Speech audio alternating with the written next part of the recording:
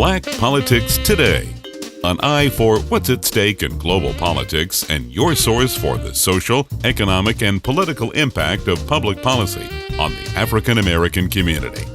Your host, Kelly Michael Williams, is a political strategy veteran with an undefeated campaign record and the political experience that spans nearly 3 decades, from Mayor Willie Brown in California to President Barack Obama in our nation's capital. So get ready for a fresh and honest approach on the politics that affect you and your family the most. Now, your host, Kelly Michael Williams.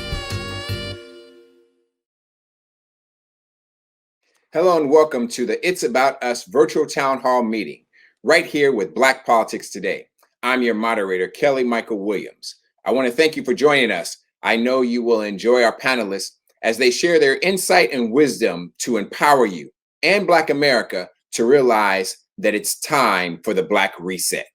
Each week on my podcast, I pause to thank my Lord and Savior Jesus Christ for blessing and favoring me to host my weekly talk show, What's at Stake, because he allows me to receive the favor of many of my guests tonight and others who I've been so fortunate enough to have opportunity to interview and the pleasure to gain their insight and wisdom to share with our audience each and every week. And as I do that tonight, I want to also include a special moment of prayer and silence and acknowledgement to lift up Jacob Blake, the young brother who was shot 7 times in the back by police and who is now paralyzed. I also want to acknowledge the 2 men that were out there with Black Lives Matter. I believe it's Anthony Huber and Jason Rosenbaum. Those 2 guys who were murdered by the 17-year-old AR-15 illegally possessing vigilante coming for Illinois to protect a car lot and, to ultimately end up shooting and killing them and murdering them. I want to also acknowledge them and lift them up, and also prayers to their family. And finally, I want to celebrate. I want to celebrate the 57th anniversary of the March on Washington that took place on Friday.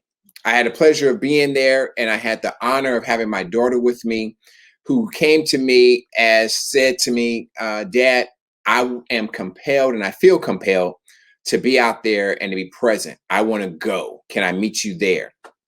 And I felt so proud of her coming to me and asking me to join me, rather than me having to say to her, come on and come with me, or making her go. It was something that I ultimately felt very inspired by and excited to be as a proud father. And then finally, let me thank my staff and crew for aiding in this production of this town hall and for keeping me straight. As they both know, or as they all know, I can go off the rails, especially when I'm listening to and having to deal with the ignorance of those folks down in 1600. In the wake of the sanctioned murders that we've dealt with and the unarmed Black men, the numerous unarmed Black men that have been killed across this country, Black America is still grappling with the income inequality, job losses, business closures, and large disparities and COVID-19 deaths. And in spite of all of that, Black America must focus on multiple areas of what is struggling in our community, including and arguably the most important and most vital to our community, which is economic opportunity and stability. The Black economy that we saw that increased during the 1990s, that increased the number of African-American small business owners and jobs and income, it dissipated in the early 2000s.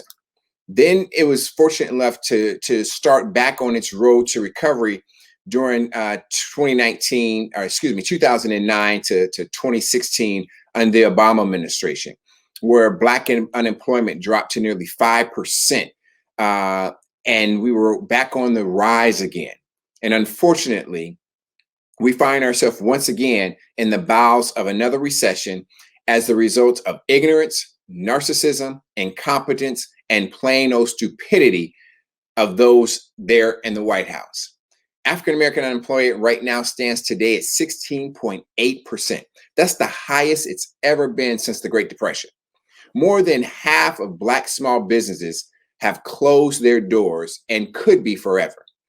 And nearly 25% of the COVID-19 deaths are African American. Black America, we can no longer continue on this path. It's time for the Black Reset.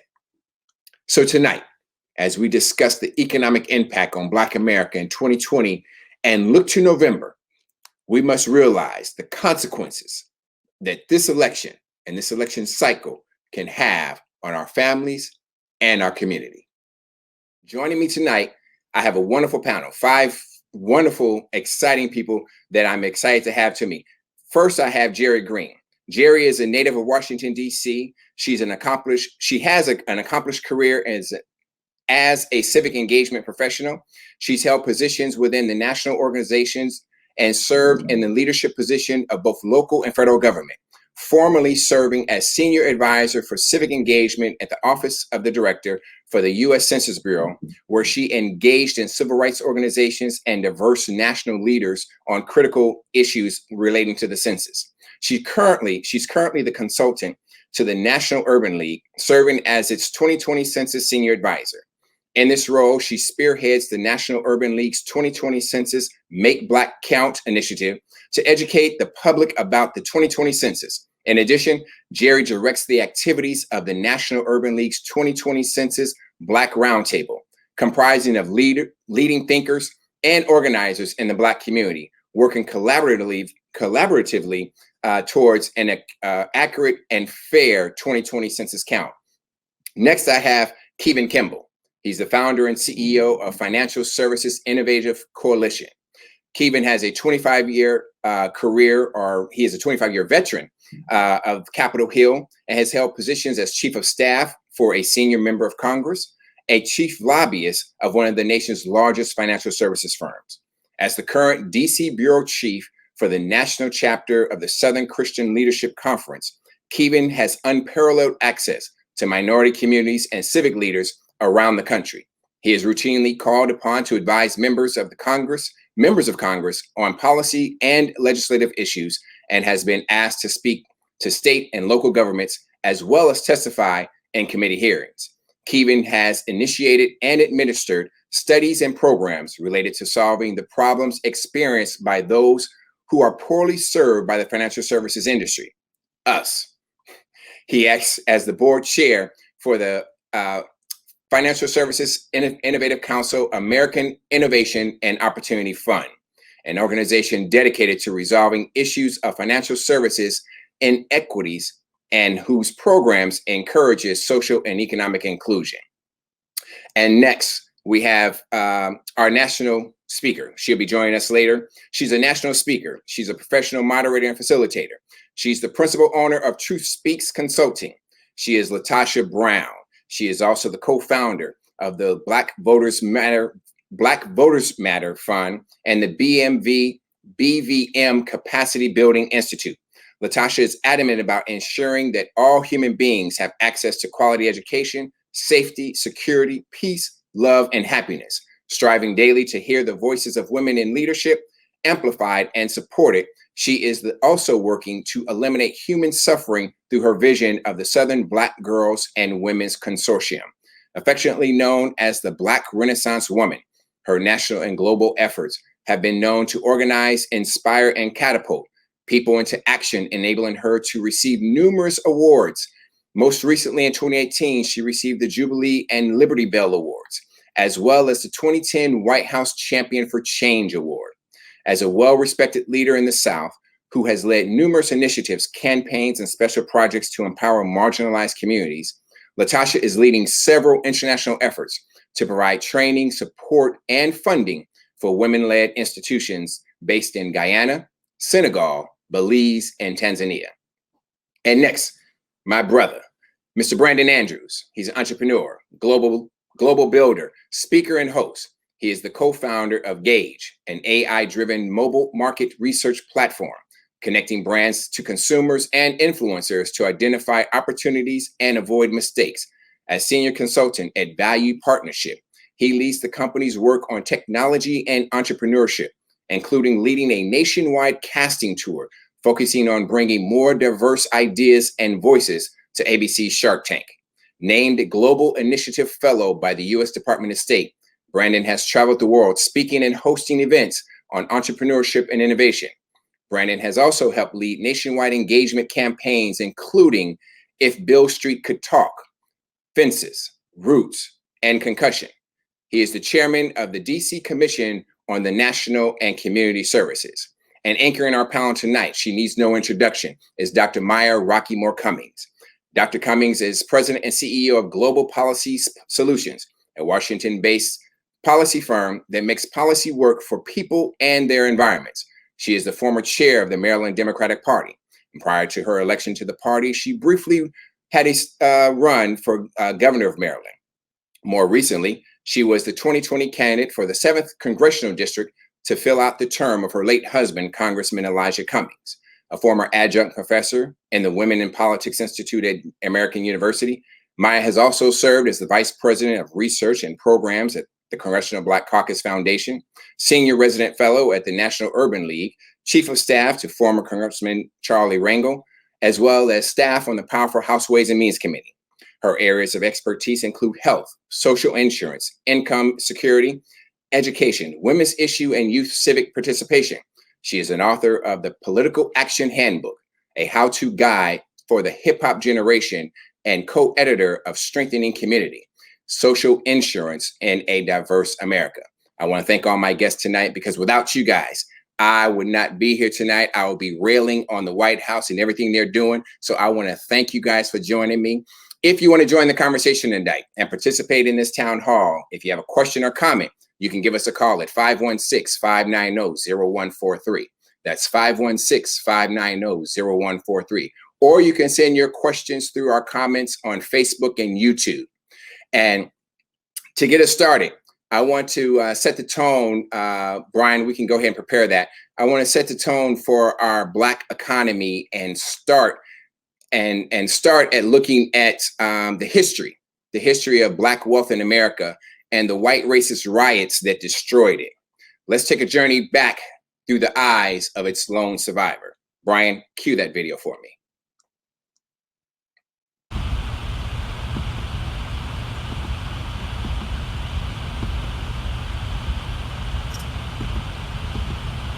The Tulsa Race Massacre is believed to be one of the worst incidents of racial violence in American history. From May 31st to June 1st in 1921, as many as 300 people were killed, hundreds were injured, and thousands of buildings were destroyed. On June 1st, they began to systematically destroy neighborhoods, and they had airplanes dropping things down on people's houses, and they had made up their minds to clear the entire area of Black people. It started after a newspaper reported a Black man tried to sexually assault a white woman. Though it's still uncertain what exactly happened, many did not believe that story. The Oklahoma Historical Society said the most common explanation is Dick Rowland stepped on Sarah Page's foot when he entered the elevator, causing her to scream. A group of armed Black men went to the courthouse to offer help protecting Rowland once they heard talks of lynching. A crowd of white men was also on the scene. A shot was fired and the riots began. My parents were very distressed because here they are with 5 kids, and the schools had been. I went to Dunbar School, and that was reduced to just rubble. I mean, they blew it up. Crowds of white rioters went to the Greenwood district, known as Black Wall Street. It was home to an affluent African-American community with banks, hotels, theaters, and new homes. They took my 8-year-old brother too, where they were holding all the Black men. And we didn't know, because we lived on one side of town and they lived on the other. We thought they were locking up the non-Blacks too. But it so happened that it didn't occur that way. What they did was to disarm and lock up all Black men. And then they said to the mob, there's nothing out there now but women and children, so you can do whatever you want to do. And that was when the real terrible things started to happen. It ended when the city was placed under martial law and National Guard troops were deployed. But Black Wall Street was devastated. Survivors never received compensation for what they lost.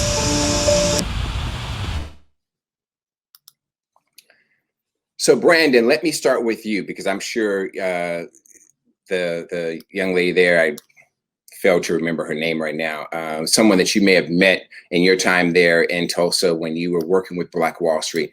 But let me ask you this. Let me start with you because a number of slaves received their 40 acres and set up stakes in Tulsa, where they built what is known to what we now know to be Black Wall Street. Would this economic foundation be a direct indicator of how, if all of our ancestors had received their 40 acres after the Civil War, notwithstanding the ultimate riots that happened, be that Black wealth, especially generational wealth, that would catapult Black America into a more middle class and stable financial economic future? Well, thank you so much, Kelly, and thanks for sharing that history. That was Dr. Olivia Hooker, of course, one of the last survivors from the Tulsa Race Massacre in 1921. It's incredible to hear her story and incredible to hear her share it in her own words. You know, for most of her life, she wasn't believed.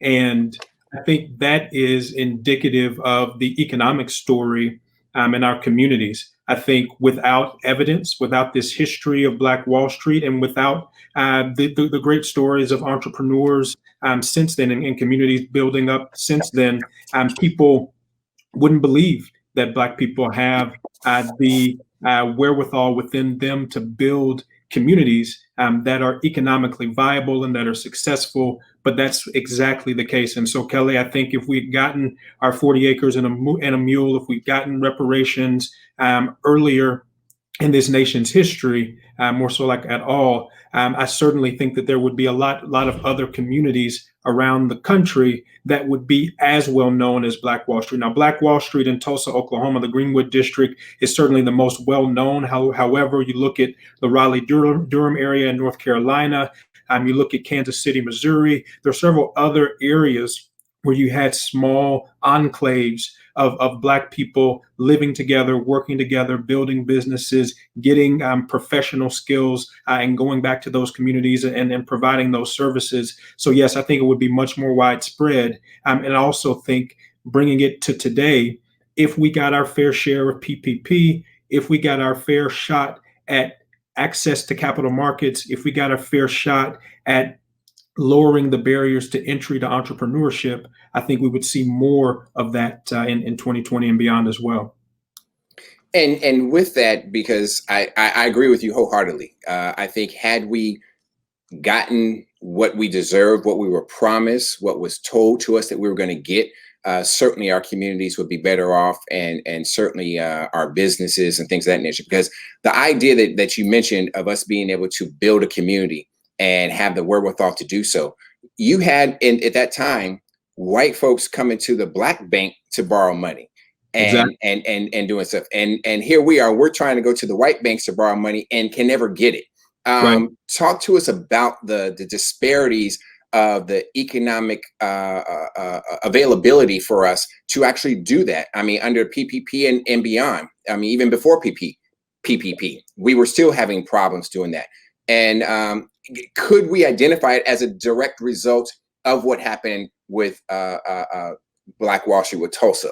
Because it carried that systemic racism that encircled us, has carried on. Can we link it to that, or do we have to look somewhere else?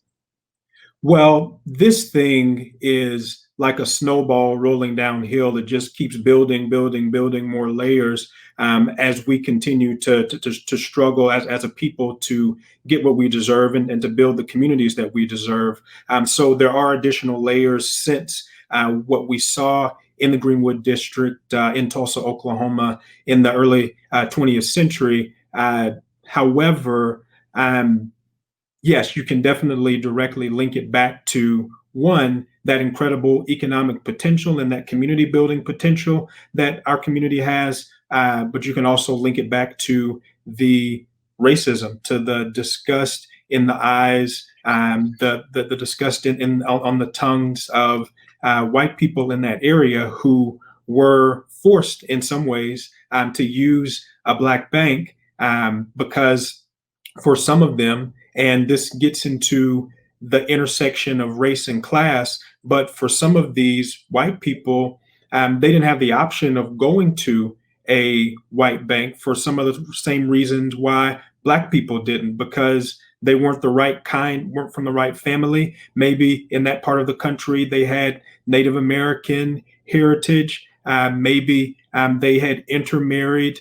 Maybe they lived on the wrong side of town. And so we see even in that example, that intersection of race and class that is still playing out today.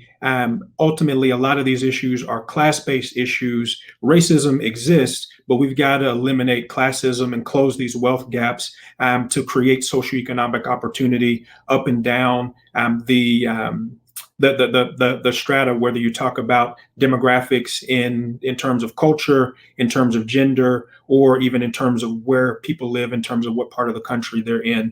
I do believe that the PPP issues that we saw were certainly a symptom of a larger problem. The fact that CDFIs and community banks were the last to get funds earmarked especially for them, so that you could get funds into the hands of smaller businesses in general. Because remember, after the financial crisis, 07, 08, many small and community banks were wiped out. And because of some of the Dodd-Frank guidelines that were put in place ostensibly to be helpful in terms of creating more accountability, it made it more difficult for some of these community banks to go back. So that helps small businesses, white, Black, whatever, but especially for Black businesses, getting that CDFI carve out was really helpful. I think we are making progress.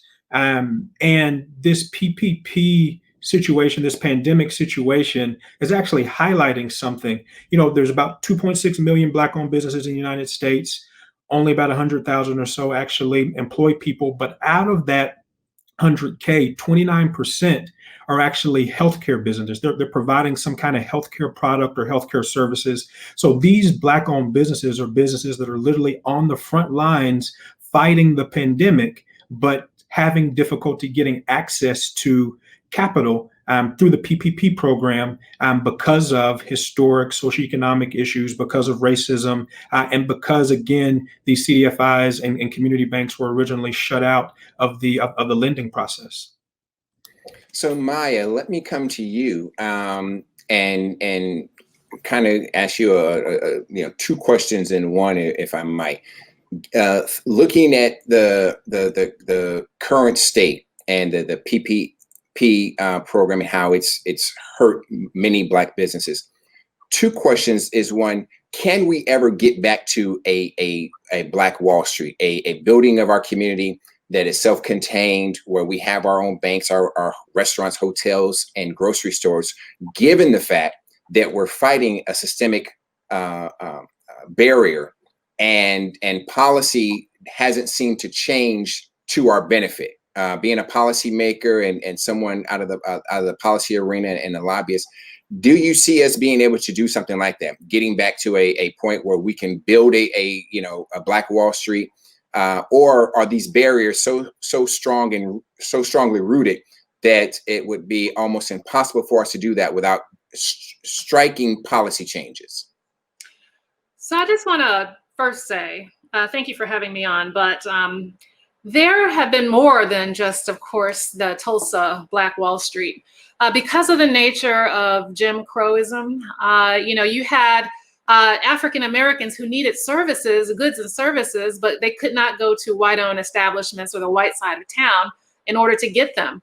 And so in places across this country, you had African American entrepreneurs serving African American customers. And so, even during slavery, you had very well-to-do African Americans who were in Philadelphia and some of the large cities who were building wealth. And even post-slavery, you had people like my grandfather, Ira Brown, who basically, he had a barbershop, he had rental houses, he had a little grocery store, he had a little lawn care business. Now, only one of those businesses actually served white people, the lawn care business. The other one served African Americans on the other side of town. And so with that, we have to realize that a lot of what we see and hear with regards to our history doesn't really show the full depth and scope of what, a segregated society forced us to do in terms of building wealth amongst ourselves. We patronized our own businesses, and people who are entrepreneurs actually built wealth. Now, you don't hear that because that goes against the grain of the stereotype of what they want you to believe about African Americans. They want you to believe the stereotype that we're unproductive, that we're less than, that we don't have the ability to build or sustain wealth, that we waste our money frivolously, etc. When the reality is very much different from that. And so now here we are in current times.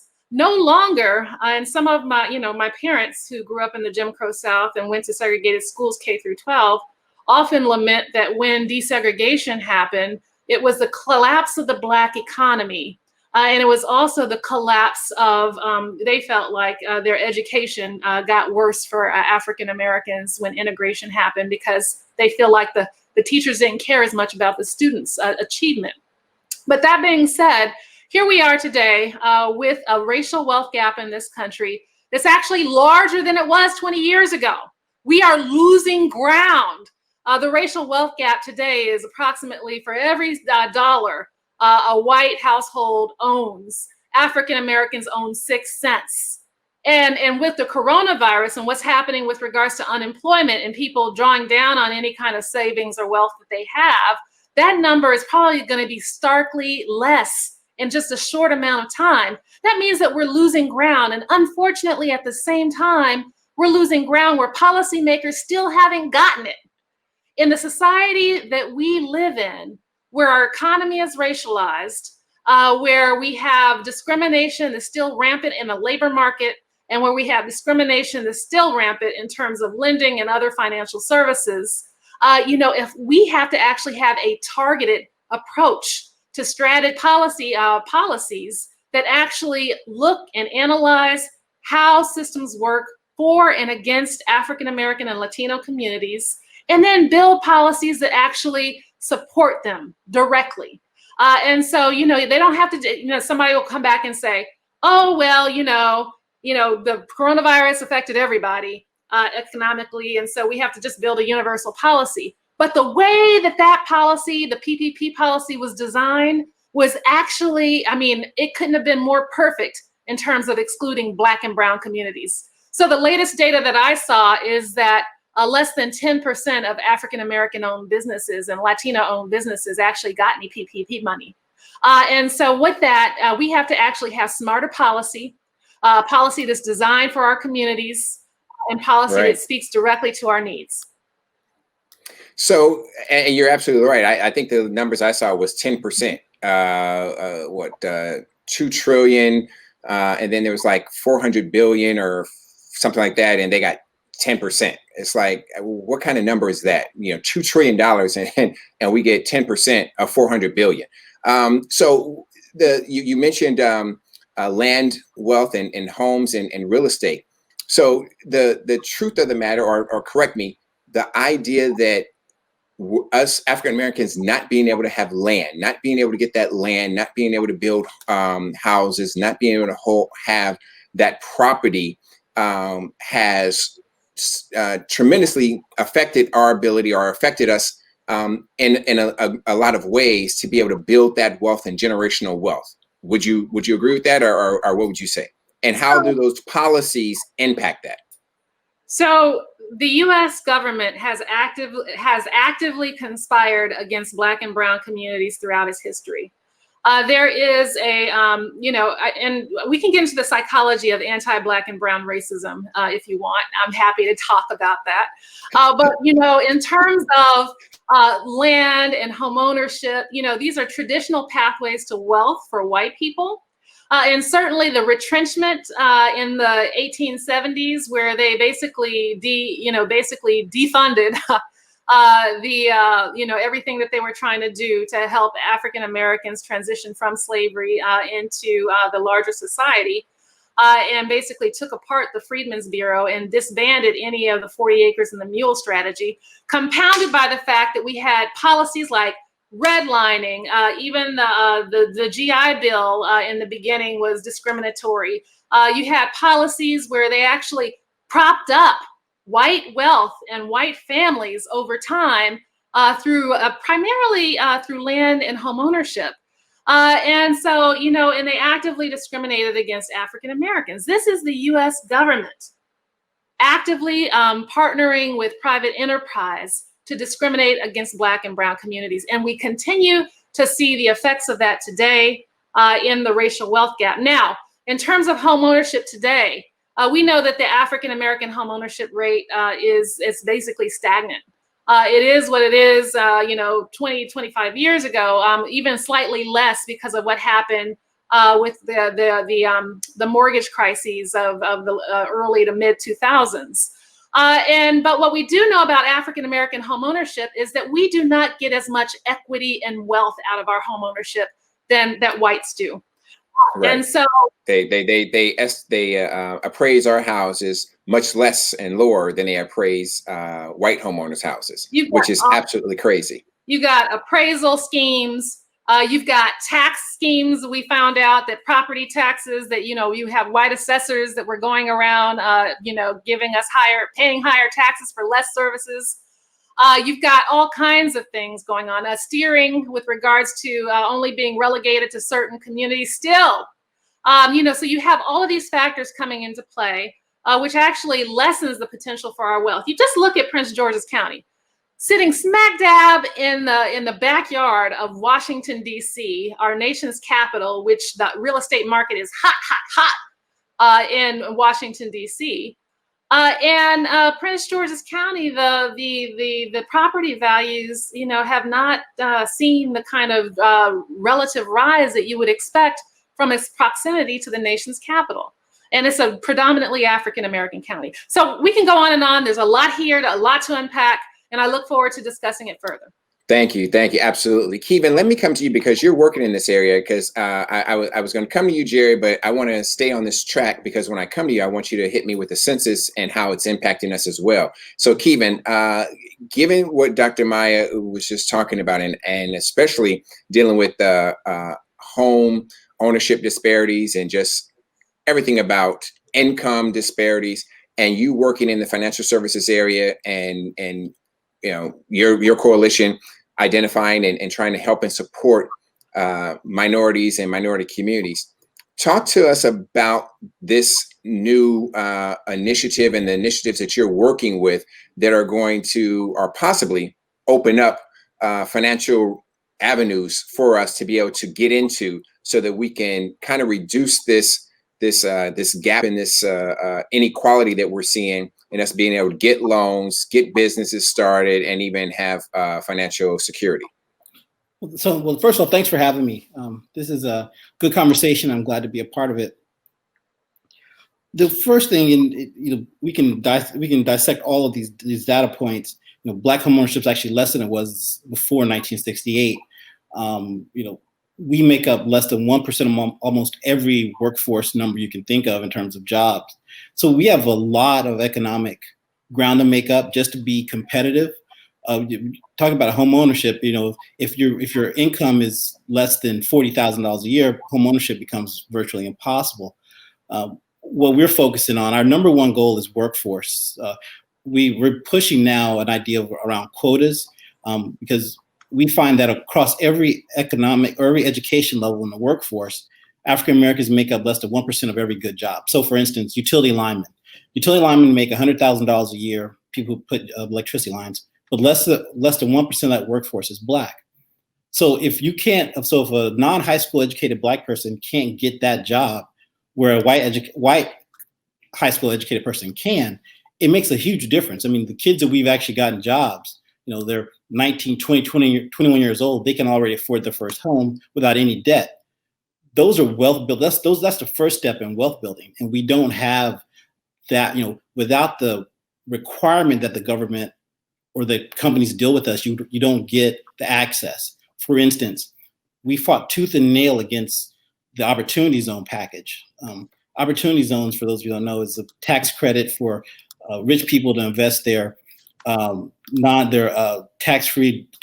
invest tax-free their capital gains. Don't give it away yet. We're gonna get there. Don't give it away yet. Okay, all right. Okay, all right. You messing up my segments, man. You messing up my segments. Come on. Sorry.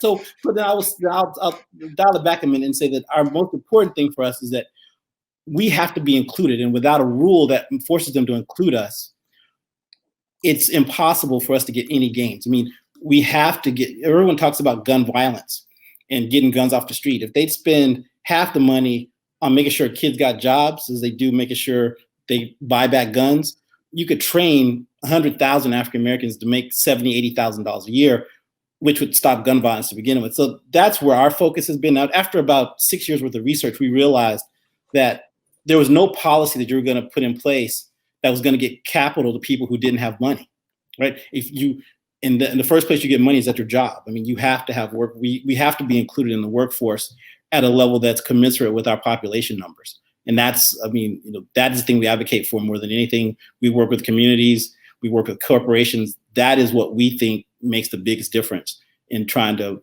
cure some of this. I agree with the, reparations. I know that my family has, in North Carolina, 12 members of my family worked on a farm, on a plantation from 1844 till 1865, till slavery was over. So I figured, that's 12 people working 12 hours a day, 6 days a week. If you do the numbers, I'm owed a lot of money just from that one plantation. So I wouldn't mind seeing reparations, but we've got a lot of ground to make up in terms of making sure that we get included at the base level, because everything else is kind of irrelevant. I mean, we've read a situation down in America where 10% of the population owns 90% of the wealth. Right. All right. That means if you take GDP as a function of wealth, $25 trillion GDP, 10% of that, 10% of that is what, 2.5 trillion goes to the 90% of us that have no money, and the 10% get the other, 20 trillion. That's a big deal. I don't think people realize how little wealth is trickling down, to use a conservative term, and what that means in terms of being able to grow our economy. And for us as African Americans, because we're trying to fight for access to this capital, and we're not running in those circles. Right. It's a big deal. So I don't know. I hope I answered your question the way you wanted, but when I set this out, you've got to get to the money, and you've got to get included in the economy in a way that we are not now. And that's the key. So, I'm just throwing the questions out there, and I'm looking for you guys just to educate us and help us out. Jerry, I'm going to come to you now because I want to look at this. I really want to hold on, Jerry. Let me Brandon, Kevin said something to that just caught me as to why we might have, well, not necessarily why we might, but I believe it's why we have it. Jobs and equity and pay to being able to take us from one area to the next. And I'm getting ahead of myself because I know I was going to get into this later. But since Kevin brought it up, that ability of us to be able to get high paying jobs, to be able to afford housing, to be able to afford savings, and be able to afford investment, that is a key element for us and our economic survival. Yes or no? Yes, it absolutely is. I meet several thousand entrepreneurs every year doing casting for Shark Tank. And for every one entrepreneur that I meet at least 2 or 3 aspiring entrepreneurs. And so I have a lot of conversations with people about how can they use their 9-to-5 to create their business, whether it's starting a simple LLC or creating something more elaborate in terms of a corporate structure. Without that foundation, it becomes very, very difficult, not only because of the capital, but also because of, again, the relationships, being in that professional space and having some of those hard and soft skills that are necessary to not just do fundraising for a business if you're on a venture track, but to also get access to investment opportunities. One policy update here, something that folks may or may not be familiar with, is the accredited investor definition. And you mentioned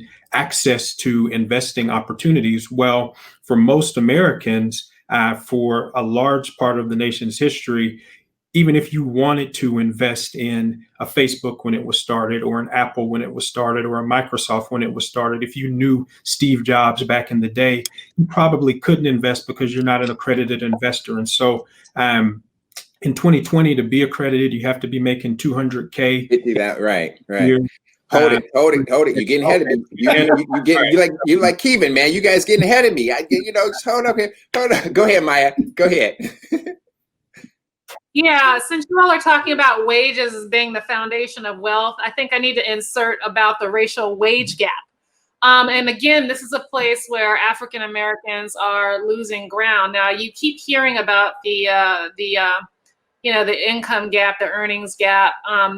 Particularly white women talk about the pay gap and how they're looking for pay equality.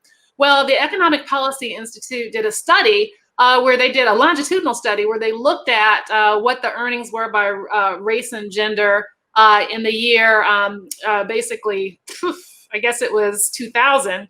And they compared it to the year 2017, which was the latest data point that they had.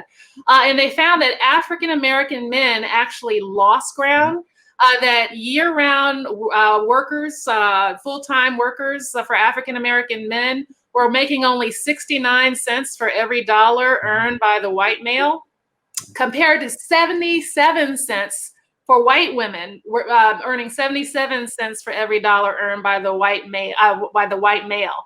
Now, white women actually increased their earnings, their income by 5 cents from 2000 to 2017, while African American men actually lost ground, 3 cents. They lost ground. And Black women, poor Black women, us, we are dead. We are in dead last place, earning only 61 cents for every dollar earned by the white male. So when you're talking about these racial, so we talked about the racial wealth gap previously, the racial wage gap. And so when you're talking about, not earning what your comparably skilled compatriots or, others from other races are earning, that means that you're actually starting out from a lesser base to have that savings and the opportunity to transfer your earnings into wealth. Right. Maya, I want to throw something with what Maya just said, and I know you've got a place you want to go, so I won't do too much of this. But one of the things with the wage race gap is that we are not in all these professions. So, for instance, less than 1% of airline pilots are Black women, right? Less than 1% of plumbers. If you go down all the high-paying jobs, if you don't have your percentage of those jobs, then your overall wage gap is going to be huge, right? So that's the thing that half the labor unions in California are under consent decrees for racial discrimination because they don't hire Black people. And so it's one of the reasons we push so hard, because if we could just get 10% of all the airline pilot jobs, some of those airline pilots make $300,000 a year after 5 years. That would that would dramatically change the way our wage profile looked. So there's that. There was a study that I saw. National Women's Law Center did a study showing that African American women are about 6% of the U.S. labor market, but they're over-indexed in low-wage jobs, low-wage, minimum wage jobs. Yes. And so that means that, education and training and diversifying our labor market participation is actually a key strategy. Yeah. All right. So let me go ahead and transition, because I want to get some other numbers in here that I think are going to be pertinent to how we continue our discussion. If you want to join the conversation, give us a call at 516-590-0143. That's 516-590-0143. Or you can certainly hit us up on Facebook and or on YouTube and give us a comment or question, and we'll certainly put that out there and ask our panelists that. Jerry, I'm coming to you. I want Brian to cue up the video we have, and just go ahead and start it, and I'll stop talking once you have it up. But Jerry, I want to come to you because I want you to share for me with our viewers the dollars and what comes from the census. We've been talking about the census, how important they are, and what's happening. But I really want to use those dollars as a barometer of what's out there and the impact that it has on our community and where we go, given what Dr. Maya and Kevin and Brandon just discussed and talked about. I want to be able to use that. Go ahead and start that, Brian, whenever you're ready.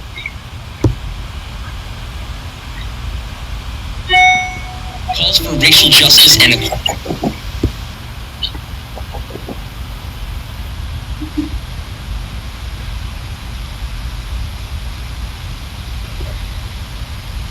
And while he's doing that, and just play it out over me, Brian. While he's doing that up and sharing his screen, I want you to think about it and what we're about to hear. It's talking about billions of dollars. Can one girl in a small town, an architect in a major city, and a suburban high school coach shape the future of the United States? Yes, they can. Because every 10 years, the census gives us that power. You can shape your future by responding to the 2020 census. Where do we need new roads to make our lives easier? Where will new school programs help our children thrive? Where could a new health clinic benefit neighborhoods? The 2020 census will inform these decisions and shape how billions of dollars will be distributed to communities like yours each year. And in 2020, you can respond to the census online, by phone, or webmail. It's easy, safe, and important. Make sure you and everyone you know is counted. Now is the time for you to get involved. Your community needs you. Together, we can educate and excite, inspire and make sure every voice is heard. Together, we can shape our future.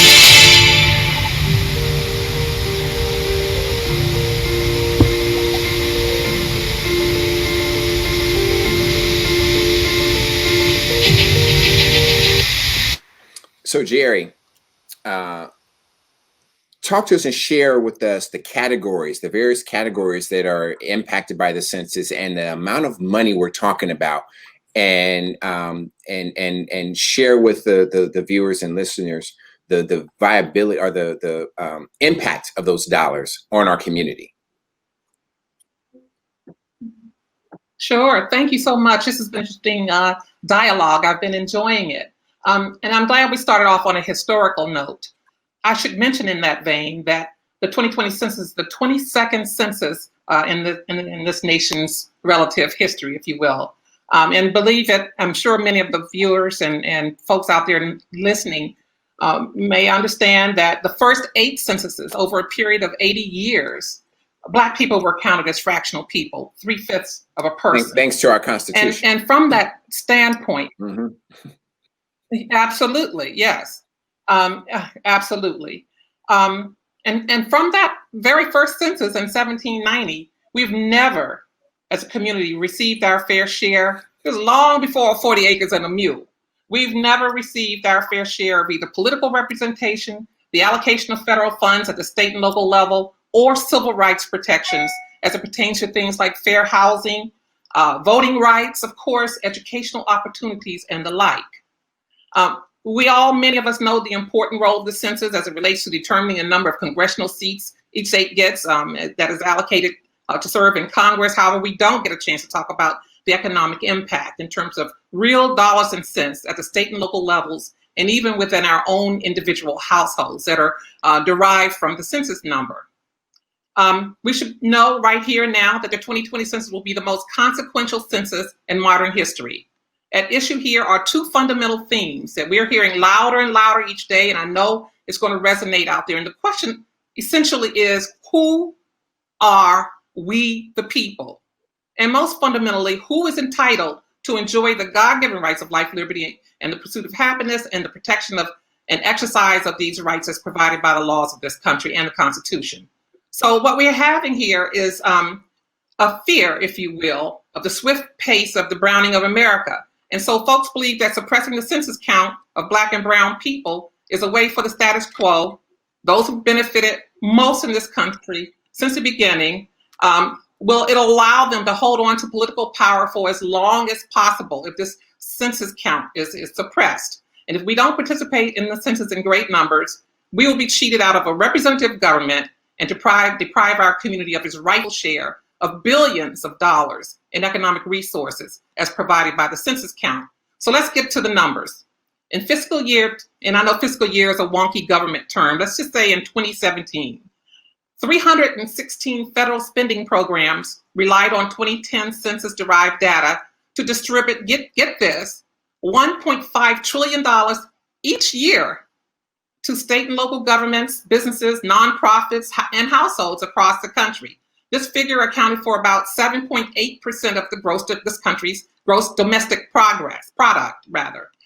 These programs that are funded, and this is not free money. We've already paid, our taxes and all for this money. So this is not welfare. This is our money. These federal programs that allocate spending based on the census count include programs like Medicaid, SNAP, Medicare Part B, Section 8 housing vouchers, National School Lunch Program, foster care, special needs programs, Pell Grants, highway planning and construction, and even local unemployment programs are partially funded based on the census count. And boy, do we know how important unemployment insurance has been in the face of this pandemic. So that's a broad and general look at this. Now, what kind of money we're talking about? So I just pulled a few dollars, a few states out of the bag, especially those with large Black populations. So in DC, about $6 billion of its annual budget is based on the census count. The state of Maryland, $31 billion of its state budget is based on the census count. The size of the population, the number of people who are below the poverty line, and those things. In Virginia, $32 billion of their state budget each year is based on the census count. In North Carolina, $44 billion. South Carolina, $23 billion of its state budget is based on, and how it's allocated is based on the census count. So if you multiply these annual dollars, these billions of dollars times 10, and that's a number of years until the next census in 2030, you can see what kind of impact this will have on our communities in particular if we are underfunded, if we're undercounted. And the push is on, the fixes sort of kind of end. We have to be counted to ensure we get our fair share. You mentioned $1.5 trillion per year in these various areas. When you look at that allocation of money, that 44 billion and 30 billion, 60 billion for the various states, how impactful is the loss of that money to our community, and how does it affect, or how does it relate to why our communities stay stagnant and not move in a positive direction, or in a area where things look better? So rather than us having our hoods and our ghettos and things of that nature, how impactful is this money to our community when we respond, and how impactful is it when we don't respond or have other outside influences preventing us from responding? Okay, very well. These numbers are huge and real. Why? Because the money doesn't follow the need. The money follows the count. So no matter how much a community needs, if the count is not accurate and reliable, those dollars go elsewhere. So the money, these federal dollars, go where the count is. And that's one of the ways that our communities are impacted. Certainly, as we emerge and come out of this. So let me say something right there, is that the money goes where the count is, not necessarily the need. So exactly. if you're in a white community and 100 people are in that community and 90 of them are counted, compared to 100 people in a Black community and only 40 or 50 of them are counted, the remaining of that money is going to go over to that white community, and we're going to miss out on what's happening in needs. I want to point especially to a special situation, and that is the incarceration of Black people, and how the Census Bureau counts incarcerated individuals across the board. But we're disproportionately affected because of the high number of disproportionate number in mass incarceration in the criminal justice system. We're just, hugely impacted by the census count. The Census Bureau does not count incarcerated individuals in their home jurisdictions. Right. And as you may know, a lot of these prisons are located upstate in areas that look nothing like our populations. In fact, the DC prison population is in white jurisdiction, 98% white. So those jurisdictions, because our people are not counted in DC, and that goes for all of us here, many of our inmate populations not counted in our community. They're in white communities, conservative communities. They get the dollars, and they also get the political representation. They get that congressional district. And as a resident of a lifelong native-born Washingtonian, I'm particularly incensed that not only do we not have statehood, but the brothers and sisters who are incarcerated and juveniles who are in other locations make other jurisdictions more powerful than the residents of the District of Columbia. That's just one example. Maya, let me come back to you because I recently heard Mitch McConnell. Some of these people, I don't even like mentioning their names. I'm going to be like Donald Trump and make up names for them and call them something else. But my producers and other people have told me to, use English. Use English on this show. So Mitch McConnell recently said that he wanted to make sure that DC never got representation because that would mean 2 more senators and maybe a congressional member. And, he was going to make sure that wouldn't happen. So in other words, what he was saying was that he wants to make sure he doesn't mind taxation without representation. He doesn't mind us, the District of Columbia, not adhering to the Constitution, no taxation without representation. He doesn't care. It doesn't matter to him. And the idea that the census in some of our jurisdictions, we can actually lose seats because we don't respond. Talk about that impact.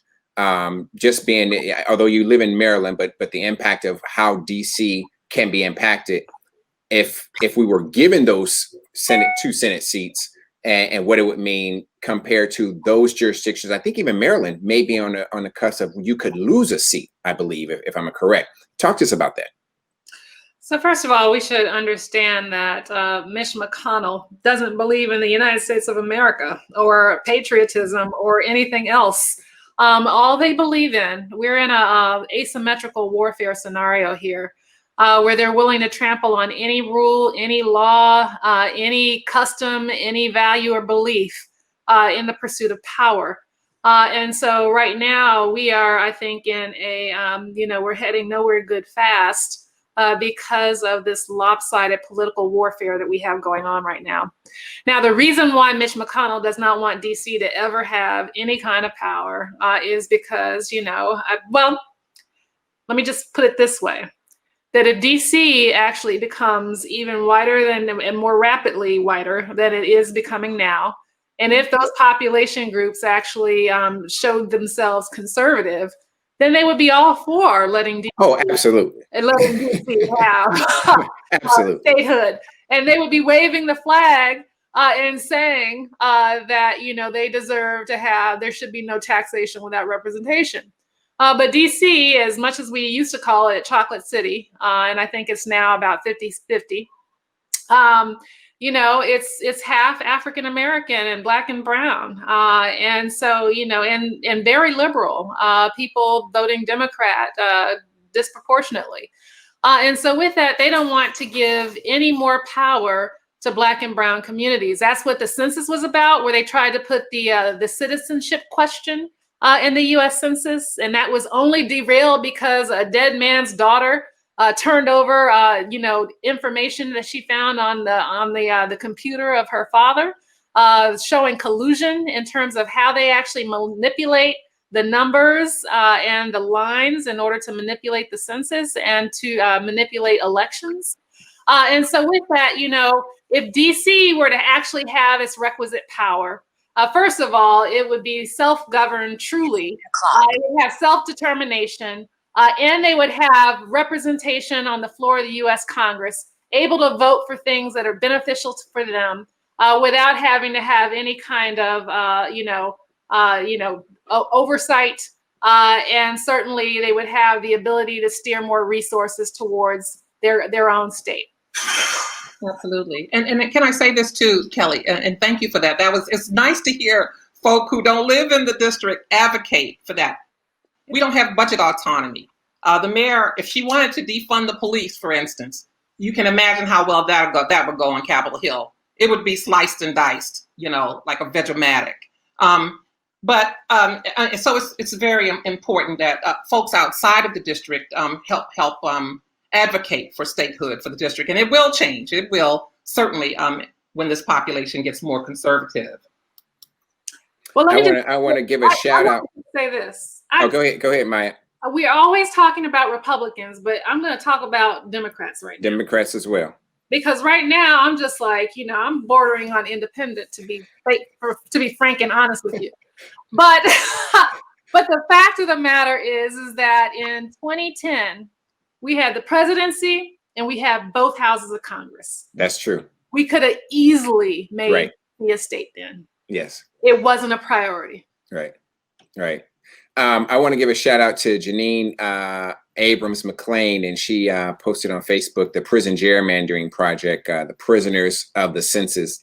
So Jerry, our girl Janine is out there letting people on Facebook know what's going on so that we can make sure that people understand. How can and I asked this question because Janine was on our first broadcast on August 3rd. And Dr. Sharon Kyle was talking about that. She did an article for us in Black Politics Today magazine on the prison gerrymandering. Is there a way? Because in the Constitution, it says that we should be counted. And then I know various states say that prisoners should be counted in their home district. But somehow, some way, it has changed where now they're counted in their prison, in the prison areas. So is there a way for us to get that back where prisoners would be counted in their home districts, or can family members just include them because that's their permanent residence on their census? Well, I was there when those residence rules that the Census Bureau has in place that speak to where people will be counted, including college students, kids in boarding schools. Well, they did change it for boarding school students. Now those students, because the residence rule says you're counted where you usually eat and live and sleep. Exactly. So the boarding school, they changed it in 2017, just mark the year, in 2017, counting boarding school students back at their parents' homes. Not in why is that? Boarding students. Why? Because they don't look like boarding us. Kids students They're are white. Boarding students. Exactly. That's all it is. Exactly. Some changed. Same story, same song. Okay. All right. But we got very close. National civil rights organizations lobbied and worked very hand in hand, and then an election took place, and that went on the back table.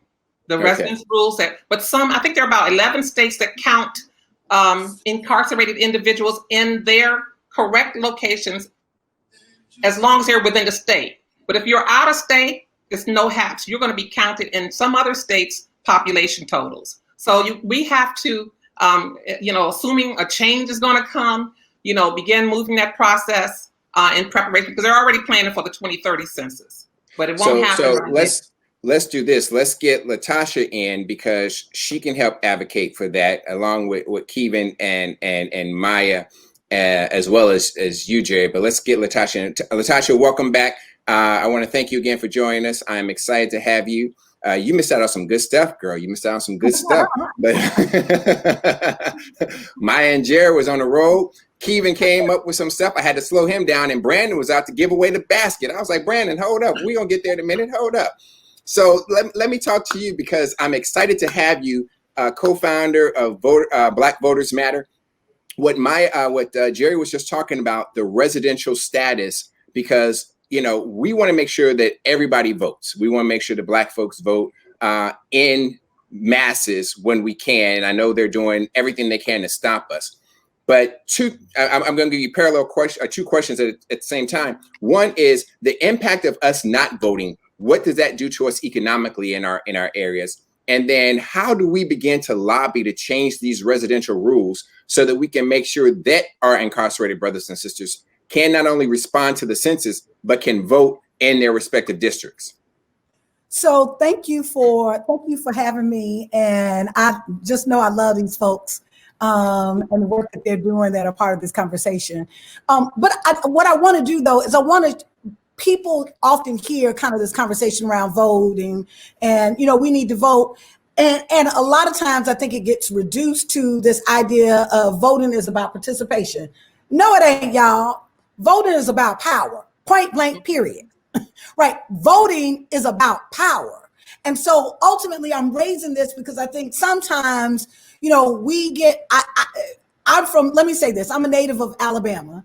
And so I've not had the luxury of having the perfect candidate to vote for president or governor and use those races. I have to make a calculated decision based on what candidate is going to reduce the most harm in my community. Like, where is the most harm, so I can really make a decision around that. I think fundamentally, even as we're talking about this, we've got to shift the conversation around what voting is. Voting isn't just about participation. Voting is literally about power. And we have to see that. And so for me, for being a part of a community that has been disempowered, a part of a community that economically we have been at the bottom in terms of our share of the resources that we deserve, right? That it is important to me, like Brother Malcolm said, to use all tools, whatever means necessary, right? And voting is a tool for power, and we should think about it that way. It's not a popularity contest. It's not about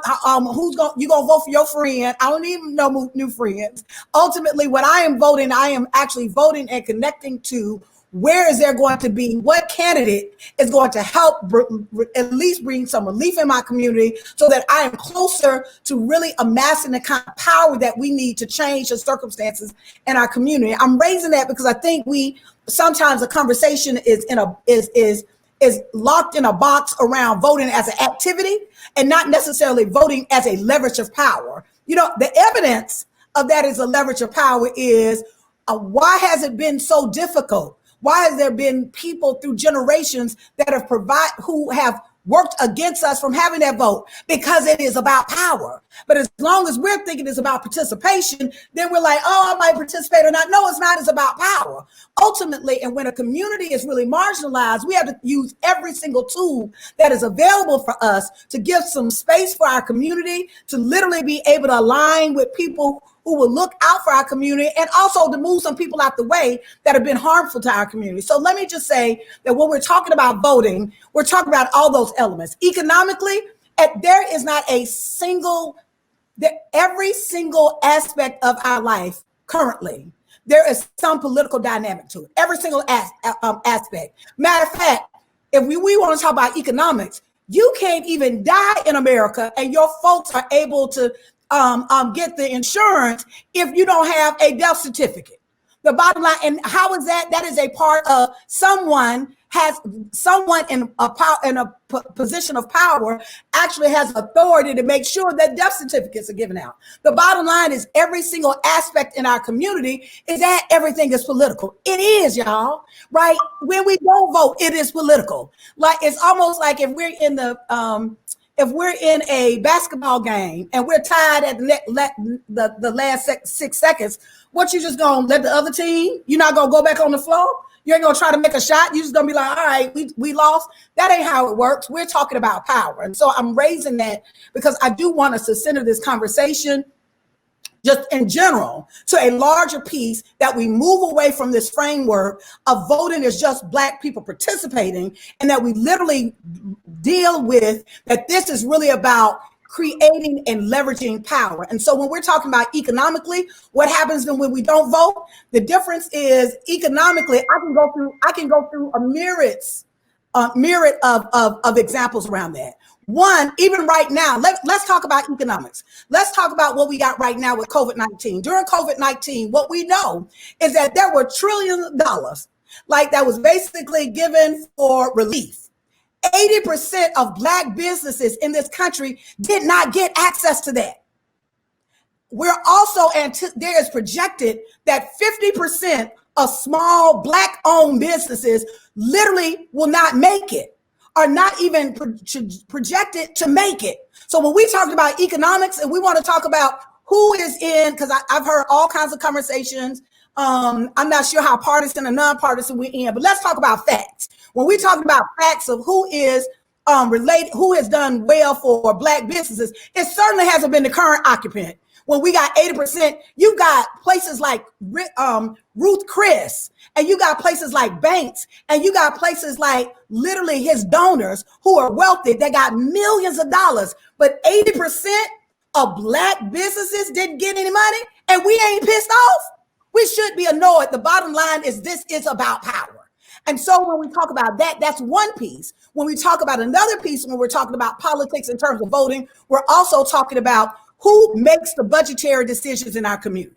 You know, folks that ultimately, in most communities, all politics are local. In most communities, when you're looking at the local city council or the county commission, they're making our tax dollars that we're spending every year. They're making decisions about that. And they're making a decision around what should be prioritized. So I don't know about y'all, but if anybody gonna spend my money, I want to be a part of the process.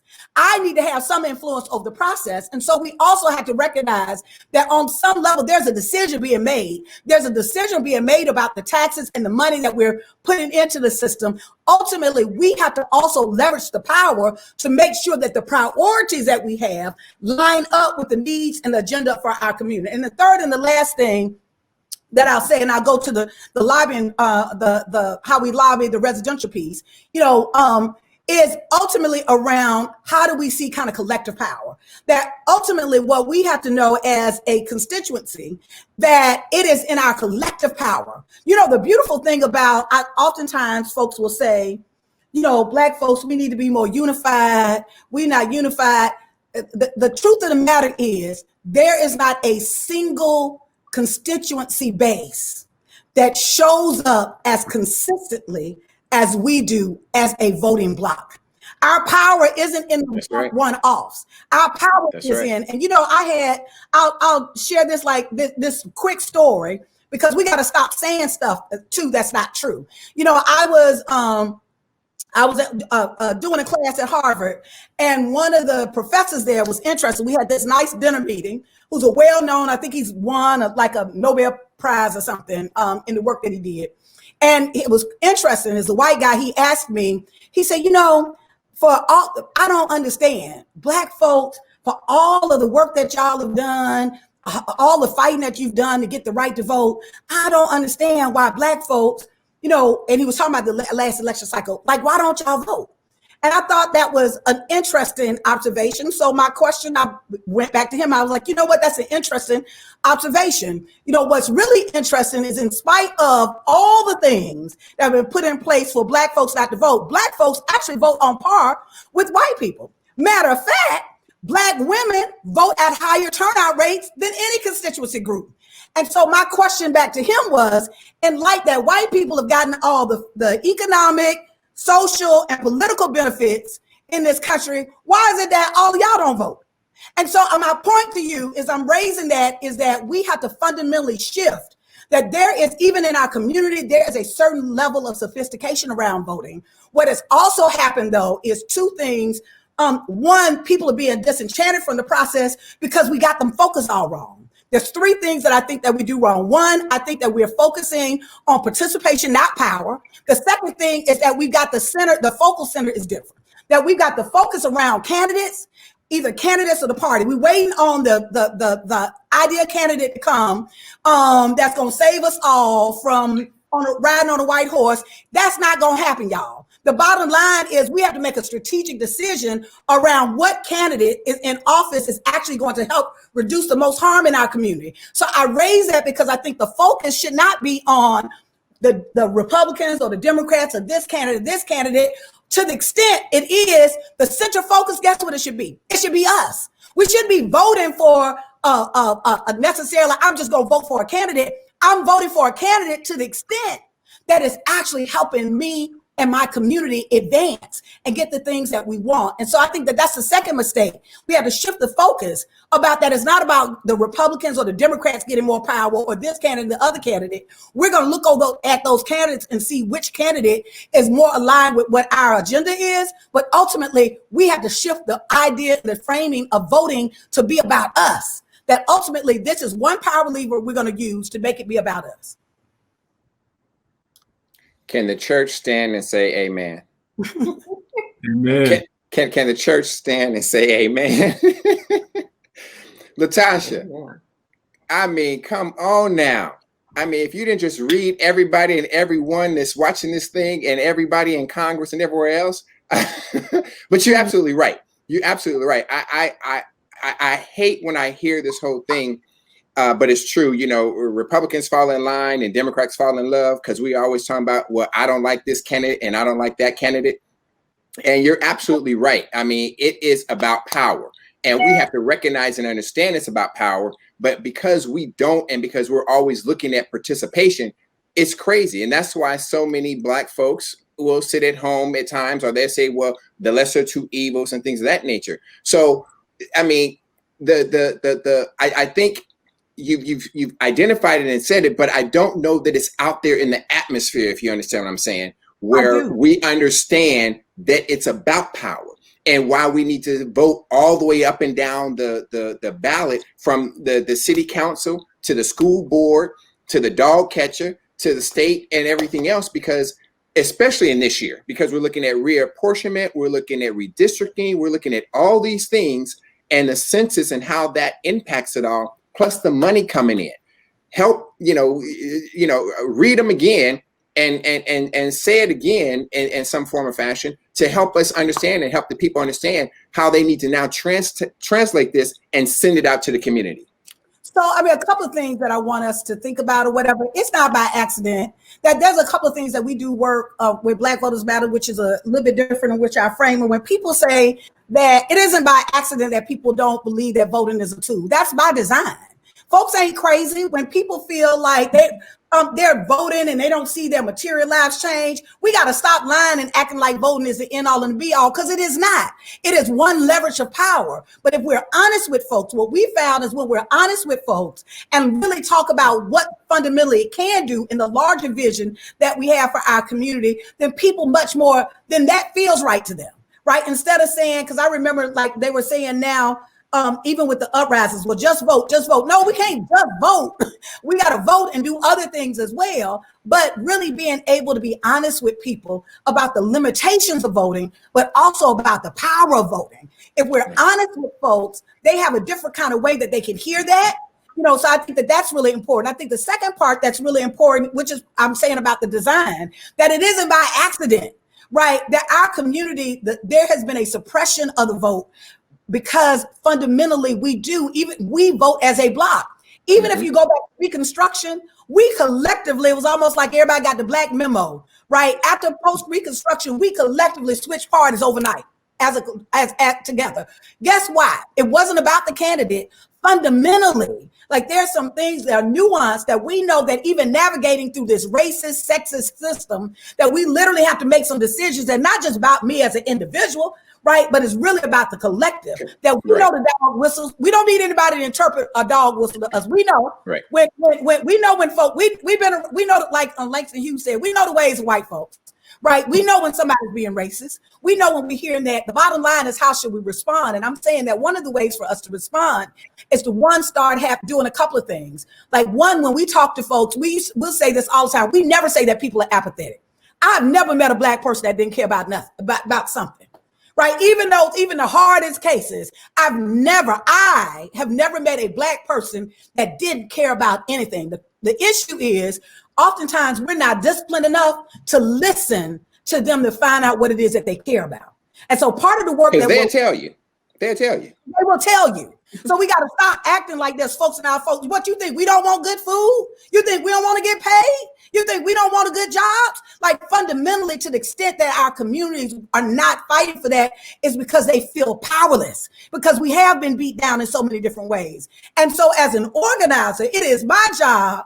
I feel like it's my job to remind people, and remind my people in particular, who you are and that you do have power. And your power isn't what's been bestowed to you by the U.S. government. Your power was given to you by God, that your very creation is power. And so in every tool that's available to us, we should use in that. So I think that there is one process as we're talking to people who are listening to this, that to listen to folks, listen to find out what it is that they care about. Then what you do is you connect what they care about to politics so they can see it. For example, it may be someone that I'm talking to lives like, well, yeah, you know, my this man got probation and my brother got 20 years in XYZ. So then one of the things you can fundamentally talk about is actually help people understand that's why we need judges, right? And not take for granted, like make the connection to what people care about.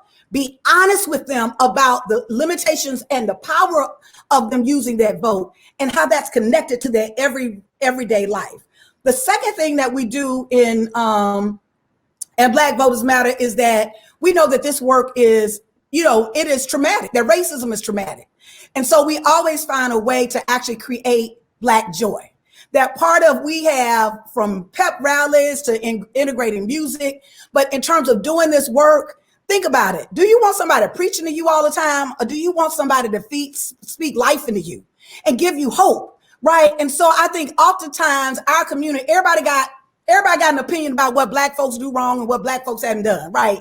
But can we take the time and really speak from a space of, you have power. I'm just reminding you, sister, who you are. I'm just reminding you, brother, who you are. Yes, we can do this. Like if collectively we do this, we can do this. And literally is in that where our power is, where we're connecting to our vision and being honest. The power ain't in just your vote. The power is in you. You using your vote is you using your agency. So that you're standing in that power, saying that you're going to be a part of any decision made about you.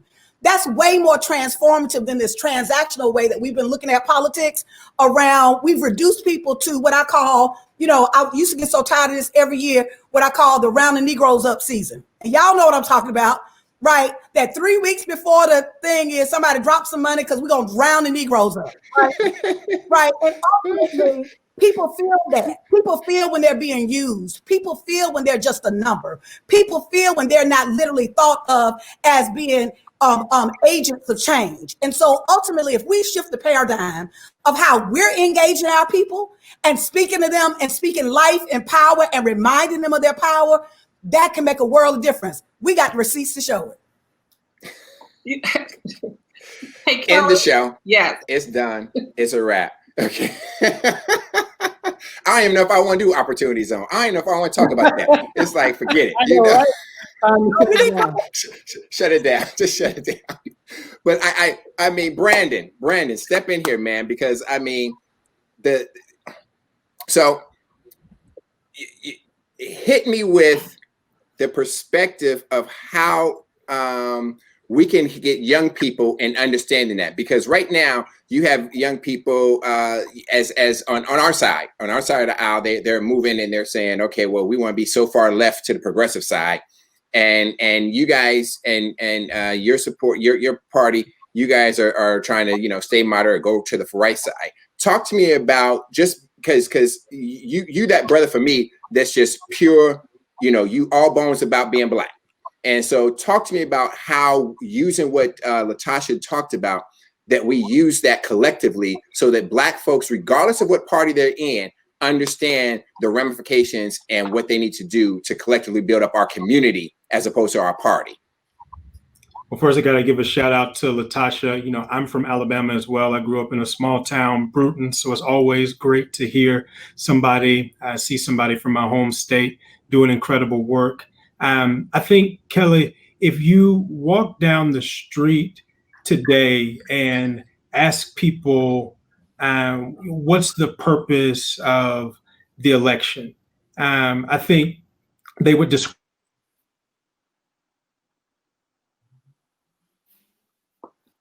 Oh, I think, did we lose you, Brian? Brandon? Are you still there? Unity. Oh, yep, I'm here. Okay, go ahead. You hear me now? Yeah, we hear you. Yeah, so political parties were created at first to empower communities to select the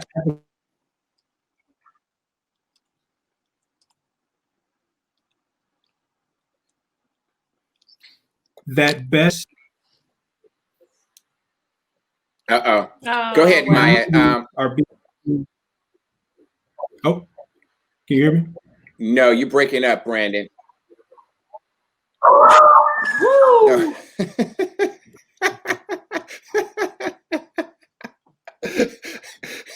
We lost you too, Maya. Are you there? Yeah, my dog. Okay. So anyway, I'm sorry. Can we hear Go Brandon? ahead. Can you hear me now? Yeah.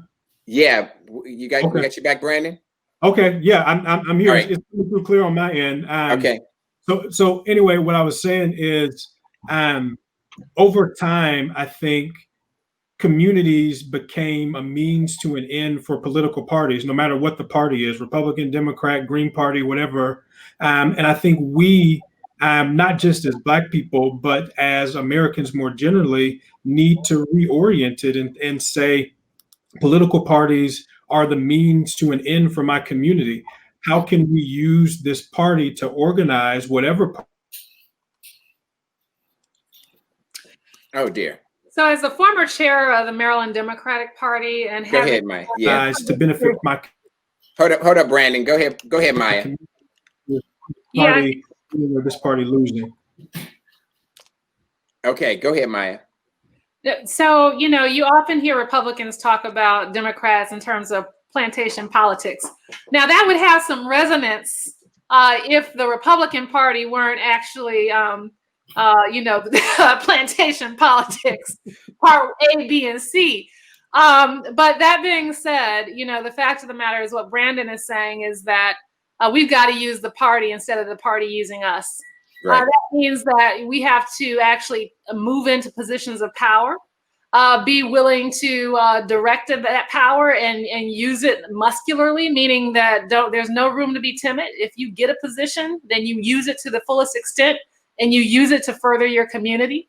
You have to be about the business of empowerment, meaning that, yes, we have power, but a lot of people don't know it, especially young people. I think that was your original question.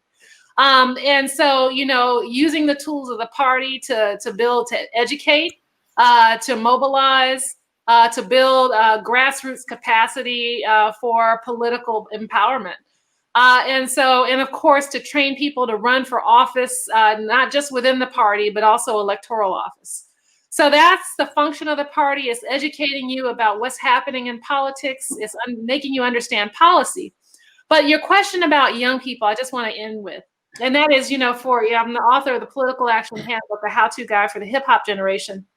And for years, I went around on tour to college campuses, talking to high school students and to college students about political participation. And you always got the young person who says, this country ain't for me. I'm just here. Why should I vote? And so, you have that variation, whether it's because they are, they hate the fact that they're stuck here and that they don't feel like it's their country, to the notion that, the vote's going to be rigged anyway. So why should I vote? And so with that, it's about, educating them, but also just challenging them. That if you have power, why do they spend so much time trying to exclude you from voting? Why do they spend so much time, energy, and money trying to keep you out of the ballot box? Why do they spend so much time trying to head fake you into believing that your vote doesn't matter? It's because it does. And so let's try the opposite. Let's try full-on participation. Let's try full-on power. Let's try bum rushing the system in every aspect of it. I want people I want people to know, first of all, that this country has been bought and paid for, okay, by your ancestors. And certainly you claim it just like anybody else claims it. This is a multicultural nation, and we all have a stake in it. We all help to build it. And so with that, don't say that it doesn't belong to you, because it absolutely does. But the second part of that is that you have to include yourself. Don't take yourself out of the equation preemptively. Include yourself and start fighting for the power that can make the change and make the difference. Whew. That was a powerful segment right there. I mean, Mm-mm. That was it. That was it. It's hard for me to transition because I really want to talk about these opportunity zones, because this is another area that we've been led to believe is going to benefit us, in my opinion. But I don't know that it's really going to benefit us in the same manner it's going to be able to benefit rich, white, capital gains investing folks. And I want to come to you, Kevin. I want to show this video of how it explains enterprise zones and what it says. And then I want to come to you and of course, Jerry and Brandon and Maya to discuss that and how we as Black folks realize not only just our voting power, but our economic power. So our video is stuck right now. So I'm going to go ahead and we'll get to the video once we get it up. But let me talk to you, Kevin. The opportunity zones. These have been designated already by mayors and governors across the country and using the census tracts and things like that. Okay, we're going to get it up here now. Go ahead, play that video for me. Go ahead and open up your mic.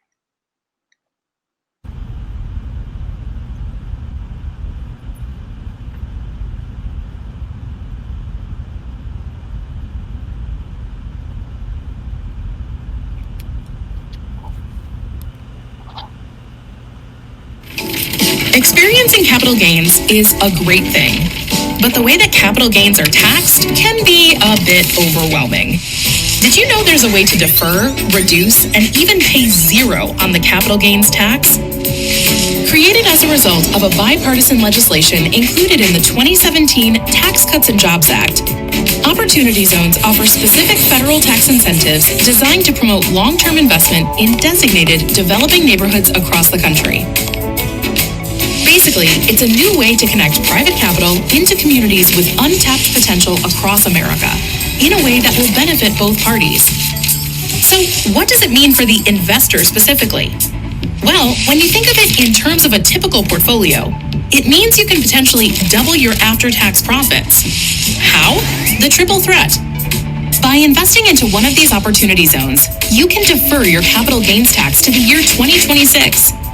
Once those taxes are due, they are reduced by 15%. And if you hold the investment in the fund for 10 years, you eliminate tax on any profits you received from the fund. The extensive tax benefits and chance to make a difference speak for themselves.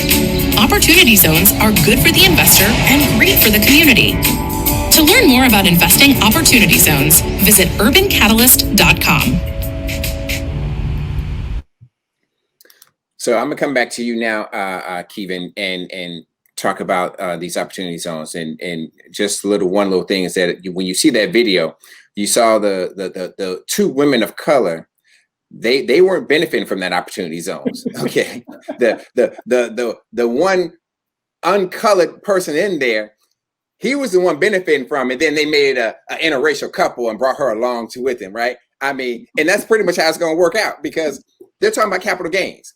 Yeah. And then two of the things that I know, and you can correct me where I'm wrong, is one, for a development opportunity or for a development project, you need $100 million of investment there. And then to be like an individual investor, I think you need like 200 or 250,000 to be there. And you have to be accredited. So here you go, Brandon. You have to be accredited as an accredited investor. And then you have to be able to get into a fund and you have to be able to create a fund. So briefly, because we're probably going to go over, but briefly, talk to me about these opportunity zones. They're designated by the mayors and governors and what they're supposed to do and how they're quote unquote supposed to help minorities and minority businesses and all this other stuff. And then I'm going to have a counter question to you because I want to push back on your answer. I don't even know what your answer is going to be, but I'm pushing back on it already anyway. I welcome the pushback. So the opportunity zones actually ties into all the conversations we've been having from the census. So actually mayors had nothing to do with opportunity zones. The governors of the state designated the opportunity zones based on 2010 census tracts. So they were able to look at census tracts from 2010 and decide where they wanted to allow these tax-free zones to operate. And the insidious part of this is the insidious thing here, that none of the money has to be spent with minorities. I've been contacted by several opportunity funds over the last year or so, and they're all, most of them are in white areas, oddly enough. The few that are in minority areas aren't benefiting minority people. So if you think about the thing that's insidious about this is, if you are a Black person who wants to get investment money to build, to do something, if you weren't getting money from a white person before, you're not going to get any money from a white person now. The opportunity fund, any opportunity fund person will tell you that the tax credits don't drive the investments. Investments are driven by a bunch of other profitability standards. It's just, if you look across the board economically, African Americans get very little, like less than 1% of investment, venture capital investment goes to minorities, right? So all that money tracks. So if a white person is not willing to trust you with money to build your business, they're not going to trust you with their capital gains to invest in the communities. On top of that, they're going to wipe out any minority communities they go into. They're going to wipe out, right? So if once they build, like DC, you talked about DC, just like the waterfront area, the Southeast K Street corridor down there where all the taxi cab stands used to be. That's all $100 million townhomes now. That's what they're going to build with all of these projects. So not only are they wiping out, they're moving all the African American minority communities out, poor people out. Rich people are moving in. They're not using any minority labor. Again, we're talking about contractors. If you aren't already a contractor, you can't. Even if you are a contractor, you can't get the contract to do the development work. So it's a totally exclusive, billionaire boys club, real estate boondoggle. At the expense of a couple of $1 trillion worth of taxes. So we're borrowing $2 trillion from the Chinese to fund the deficit to pay for this project. So that falls back to this whole thing about who you elect. So all the people who voted for this bill or let this bill come really sold away the future of a bunch of communities over the next 50 years, because once they spend that money building something, it's going to be there. You're stuck with the outcome of that. So, of all the things that were in that tax bill that they passed, the Jobs Act, where they did a state tax, they got rid of the estate tax or limited it very much. That was bad, but that people only die every couple of years, so you can roll that back. They got rid of a corporate taxation, or they lowered corporate taxation a lot, but that's year over year, so you could actually roll that back. But the opportunity zone stuff, once you've made the investment, you're stuck for the next 50 years with the consequence of that. And I don't think 5 years from now, everyone will be talking about how bad this policy was and how much it destroyed wealth and communities around the country. So, and who's that? Maya? It is. Go ahead. You want to go ahead? I don't want to burst your bubble. You want to go ahead? Go ahead. So, I used to be Mr. Rangel, Congressman Charlie Rangel's chief of staff. And Charlie Rangel is important to this conversation because he, along with Jack Kemp, passed a bipartisan bill back in the 90s called the Empowerment Zone. Uh-huh. And so I was his chief of staff during a time where the first phase of it, actually going into the second phase of implementation of the Empowerment Zones in Harlem, New York. Yeah. Harlem. And has anyone been there lately? Well, you've seen the end of the story. So that is what the story looks like. Right. Exactly. We've all seen the end of this story now, but this is so the end of the story in Harlem was it became gentrified. There was massive displacement of existing residents. Right. Mom and pop businesses that had wholesale closures. They couldn't compete with the big box stores. I mean, literally the character of the place in terms of the uniqueness of the small entrepreneurs and the diversity of the neighborhood was just wiped out almost overnight. Brownstones became white stones. Brownstones became white stones. Now, that being said, there is, I think, an upside if we can find it. And that upside to me is building guardrails around opportunity zones. Meaning that everything that Kevin just talked about with regards to what is likely to do, you can actually build policies and practices to offset the market forces and the other forces that drive gentrification. And you do that at the state level through these governors and through these state legislators, and also through city government. To say you can't bring in hedge fund, patient investment. Capital. Right. Yeah. You cannot bring in this patient capital without one providing guarantees and goals around training and hiring, local hiring. 2, without making sure you have minority-owned business participation at a certain level. 3, without making sure that, X, Y, and Z. There are just things that you can do to build guardrails around that money. So I would don't get to see anybody do it. I would say, first of all, the political will is not there. I mean, it'd take a lot of change politically to make that happen. Secondly, so that means we got to vote. Well, so that means we got to put the political will in, and we got to change it. Because I get that, but I'm like with Latasha, we got to understand the power behind this and move it. Because quite frankly, for me, and Brandon, I'm gonna bring you in because I want you to talk about the accredited investor. The issue I have with the opportunity zones is that you're taking capital gains, and you have to have 200,000 in capital gains, things like you just said. If you can't go to a bank now, you're African American, and no one's white going to give you their 200,000 to invest and try to build apartment buildings or build condos or anything else like that. They're not going to do it. The other thing with that too is that capital, Black folks are not going to give up their 200,000, 250,000 in capital gains to give to somebody, because that's their retirement and everything else. So what you have is you have folks who have millions and millions of dollars who, if they lose it, it's a tax write-off from them because they're taking it out of their business anyway. And so it's an investment where they know that they're going to put it in where they want to go. It reminds me of Orrin Hatch's college fund bill that he went and did back in the late 90s, where you can invest, I think it was $2,400 per child, per parent, and you can invest for your first cousin. But you didn't have to tell them when you took the money out that you was using it for college. That was when the 527s first started. I remember reading that bill and I'm like, are you kidding me? Because you can invest $12,000 per child and go to your first cousin. Black folks ain't going to invest for their first cousin. Come on now, right? That was just an ability for them to be able to say, yeah, let's take this money and do what we want to do with it. It's another tax shelter, another loophole that this is doing. So Brandon, hit me up with these accredited investors, because that's also a barrier for Black folks, because we have to become accredited to even invest in some of these projects.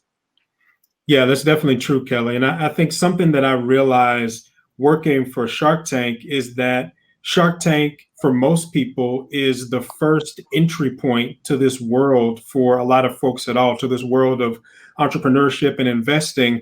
And a lot of the reason for that is because of this accredited investor definition. And so in the US, the accredited investor definition, which is regulated by the Securities and Exchange Commission, determines who can legally invest in a company or in an entity before it's listed on a public exchange. So before it's listed on the stock market, basically. In the US, in 2020, it's $200K for a single person in consecutive years, $300K for a couple in consecutive years, or a net worth over $1 million, not including your primary place of residence. It's a very small percentage of the population.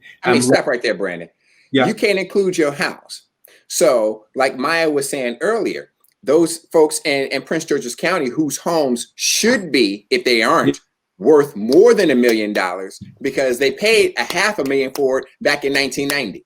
That's why they moved out there. So even in 2020, if they're not over $1 million, but you can't include that. So you have to talk about, your stocks, your retirement, all the areas where we would have it, because years ago, we weren't really investing in stock markets in a great deal other than through our retirement. We weren't speculating in the stock market. You've eliminated what, 80, 90% of the Black community? Even more than that, when you talk about Black community, you're talking about 5% at most of US households in any given year in the past 30, 40 years that actually qualify as accredited. And a much smaller percentage of that is actually doing the investing in whether it's real estate opportunities or startup companies. Both of those opportunities, the significant market potential is realized before it's listed on a public exchange. You hear about millionaires and sometimes even billionaires, in the case of some of these tech companies, being created when a company is listed, not after. Now, because a company like a Microsoft or an Apple has longevity on the stock market, certainly people can create value that way, but it's much easier and much faster if you can get in before it's listed on the public exchange. And I think as we're talking about the wealth gap, the only way we close it is by getting opportunities to access some of these riskier, but also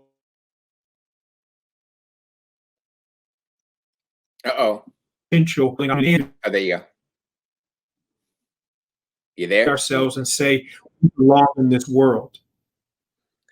Kevin, that whole idea. Well, actually, Maya, looking at that accredited lender requirement, and the fact that Brandon is telling like 95% of our community is locked out, and you're talking about the folks in Prince George's County and how their homes aren't getting the value, and you can't even use the homes. You talked about policy earlier. Is there a way for us to lobby and change that policy, the accredited lenders policy, so that we can have an opportunity? Because these are all systemic barriers that have been put in place to keep us in our place. Let's say it's systemic racism to keep us in our place, economic racism, social racism, and political racism. We've been talking about that all night. So what is that, and how do we deal with that? Because that's something that, we are never going to get to that point where we can invest in any of these projects if we're not building them ourselves. So absolutely. So you gotta, so anything, you can change anything. If you can envision it, then you build a campaign strategy to achieve it, right? And so in this case, whoever the barrier is it the SEC? FEC. So then, basically you talk about the systemic racism that it results from the rule, and then you engage in a multi-year lobbying campaign to get it changed. That's the way that it all gets done. And so you educate your public, you educate the media, you get stories placed, you go knock doors on Capitol Hill, you knock doors in the administration, you argue about why it's harming Black wealth, and then you make your pitch and you go for it. And so with that, so basically, we need to lobby. We need to have a lobbying apparatus for Black folks so that we can lobby Congress, state legislators, city councils in a massive way. We don't have that. We don't have a LGBTQ. We don't have a NOW. We don't have a religious Ralph Reed. We don't have the Ralph Reeds anymore. We don't have those apparatuses for ourselves as a whole in our community. So how do we do this? How do we get that? So I'll say because we talked about this before, and this is something we've really, Black people don't advocate, right? Black people don't spend money, even rich. So the opportunity zones, trillions of dollars at stake. There were no Black hedge funds, Black investment firms lobbying to make sure minorities were included in the process. They just changed the CRA rules. No Black. What is CRA? Let people know. Let people know that. Right, Community Reinvestment Act. Okay. This is what requires banks to have a minority participation. Yeah, you gotta let my listeners know what's going on. Quit using all them acronyms, man. Sorry about that. So CRA, which requires banks to have a certain amount of minority participation, they changed those rules several months ago, and no minority organizations or no more minority business organizations were engaged in making sure that the rules were changed the way to help us and get included in the process. And that is, again, is what Maya said is absolutely right. What you said is absolutely right. You have to engage in these multi-year strategies and be part of this. And we just don't have that. And that's killing us in the advocates, because white guys, they spend all their time lobbying. They don't let anything pass Congress without putting their fingers on it. So exactly. And go ahead, Brandon. You gonna say something? Yeah, Kelly, they just updated the accredited investor definition, or announced the intention to update it. Jay Clayton over at the SEC. What the update does is it expands it to holders of FINRA regulated certifications, so financial advisors, and then also people already working at investment funds. It opens it up to some Native Americans, some family offices. But the problem is all of these people should have been accredited anyway. And if you look at financial advisors back to our distribution in terms of careers, most of those aren't Black and brown people. And so we're not going to get from that update in the way that we should. The overall question to ask is, why should the U.S. government be telling me what I can and cannot do with the money I make? Certainly, we don't want people losing their shirts, making risky investments, but you got to give people an opportunity to close this wealth gap, because if not, then I know we all know these figures, 2053, the average net wealth of a Black household is going to be zero. And for Latinx households, it'll be that by 2072. We have to have access to capital markets in a full way in order to close the gap and in order to get access to capital for our entrepreneurs, which is going to be incredibly important for the overall economy as we come out of this pandemic.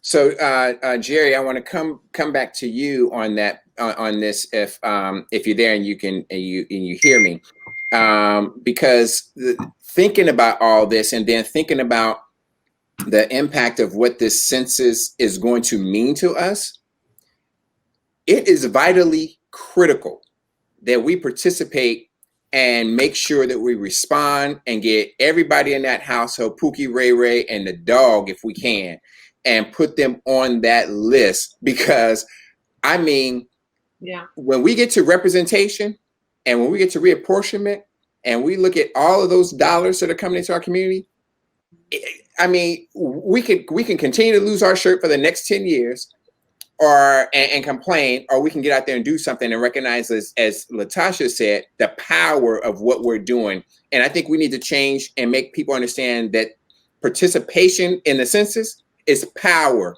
and not just participation.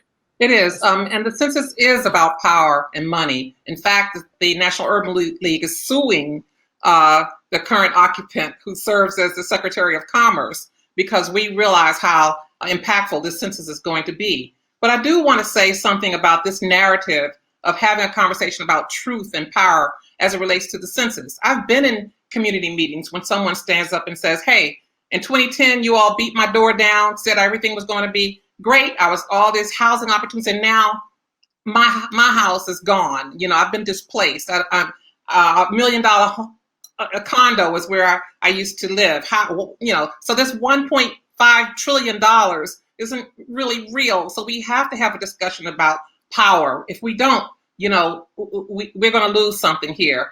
And so, yes, people should not wait. The Trump administration is trying to shorten the time for the census to be completed. They're cutting off an entire month. And most of the people in our population, most Black folk, are waiting for an enumerator to knock on a door. The Trump administration is truncating that time period. So please go to www.my20census.gov to be counted in the census. You can also visit the National Urban League's Make Black Count website at www.makeblackcount.org. But this is a very serious matter. And, we may go from 3/5 of a person to 0/5 of a person. We have to exercise our power and our right and our entitlement to a fair and accurate count.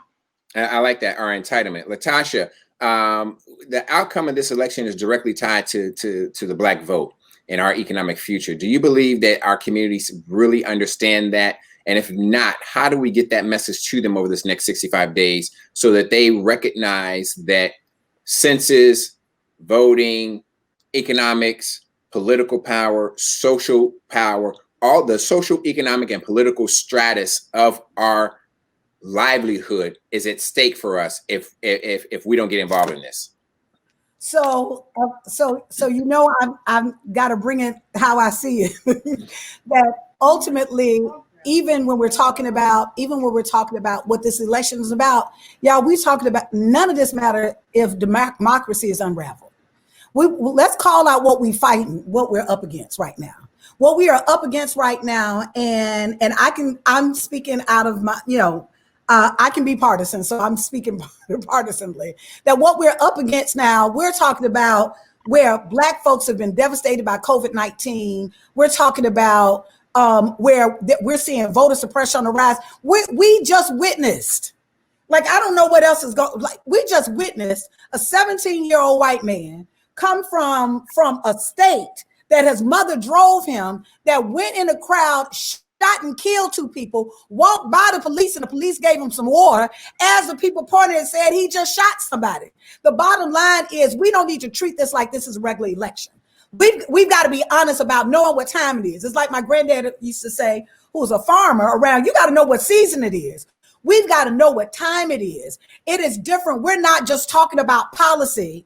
We're talking about policy, and we'll get to that. But what we really are talking about is fascism. We are literally talking about a president who has used the office, his office, to literally dismantle the post office, to the Department of Justice. You know, we can go down the list. Fundamentally, none of this, the policy at the end of the day, none of this will matter if we don't have some baseline of democracy intact. And so we've got to first be honest with people around how critical, because I know every election cycle, we hear people say, this is the most critical election. This is the most critical election. Like, I don't even know how to stress it, that this is the most critical election, because it is not necessarily, we're not just speaking about 2 different candidates. We're literally speaking around when you have a white supremacist, right? A person who aligns with white supremacy, because I'm from the deep South. I don't know what other people have experienced, but we are seeing white people, we're seeing white racists, not white people, because they're allies. There's some that are allies, but we're seeing white supremacists and racists to be emboldened, where they are literally accosting people, right? We're seeing folks that I'm thinking to myself that are so mad about a mask that they will fight somebody. I was like, well, I'm thinking to myself, well, how you thought I could deal with racism for 200 years? And you can't deal with a mask? But the bottom line is we have to really be honest about what it is we're up against. Right now, what we are up against is the unraveling of democracy. 2, we are up against the consolidation of white supremacist power. We're going to call it what it is. We're not going to fix it up. We're going to call it what it is. That there is an effort to consolidate white supremacist power, which will have a devastating impact on our community in every other area. I mean, every area. I can go down the list. Money is one piece, and the economics are one piece, but we're not talking about just the economic. We're talking about basic safety. We're talking about literally when we're talking about housing. You've got a president that says that I'm gonna unravel the housing ordinance. I'm basically going to say that the suburbans, y'all ain't got to worry about folks coming out there that you don't want to come out there. So we really got to understand that we're talking about a timeline of policies, aggressive policies that have actually been devastating the Black communities, that's what we're up against. And so when we're talking to folks, we got to talk from that perspective. Like, we can't treat this election cycle like this is another election cycle to talk about policies, even though we need to talk about agenda and policy. But right now, at the end of the day, policy don't matter if we ain't got democracy, right? Policy doesn't matter if our folks are being killed, right? Policy doesn't. So fundamentally, right now, we have to know what we are up against. We are up against fascism. We are up against a president who has aligned himself with white supremacists that want the elimination of people of color and are leading the anti-Black campaign. We're up against a whole unraveling of at least basic rights for us to really be able to have access to the court system, to the Department of Justice, all of those things. And so we've got to really understand what we're up against. And so when I talk to folks, I don't fix it up. I'm not fixing it up with people to say, well, these are the policies we need, because I also believe that in terms of what happened in politics is that we can't treat it like we're just participating either, that we have to vote. But regardless, right, if Biden and if Vice President Biden and Senator Harris win, we still need to be fighting for power. It don't end. Like, that's part of why we're in the position we're in right now. We literally have to really move beyond the participation and fight for power, right? So that we can protect our communities. And so as I'm talking to young people, I'm talking about 3 things. One, I'm talking to them about, one, recognizing their power. And when we're talking about some of these policy pieces, right?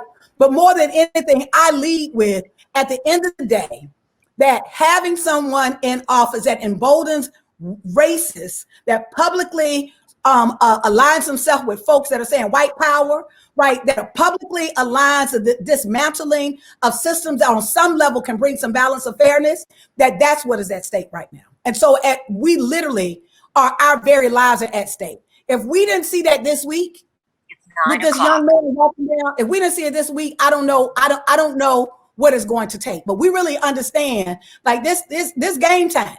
We're not in this is not a drill.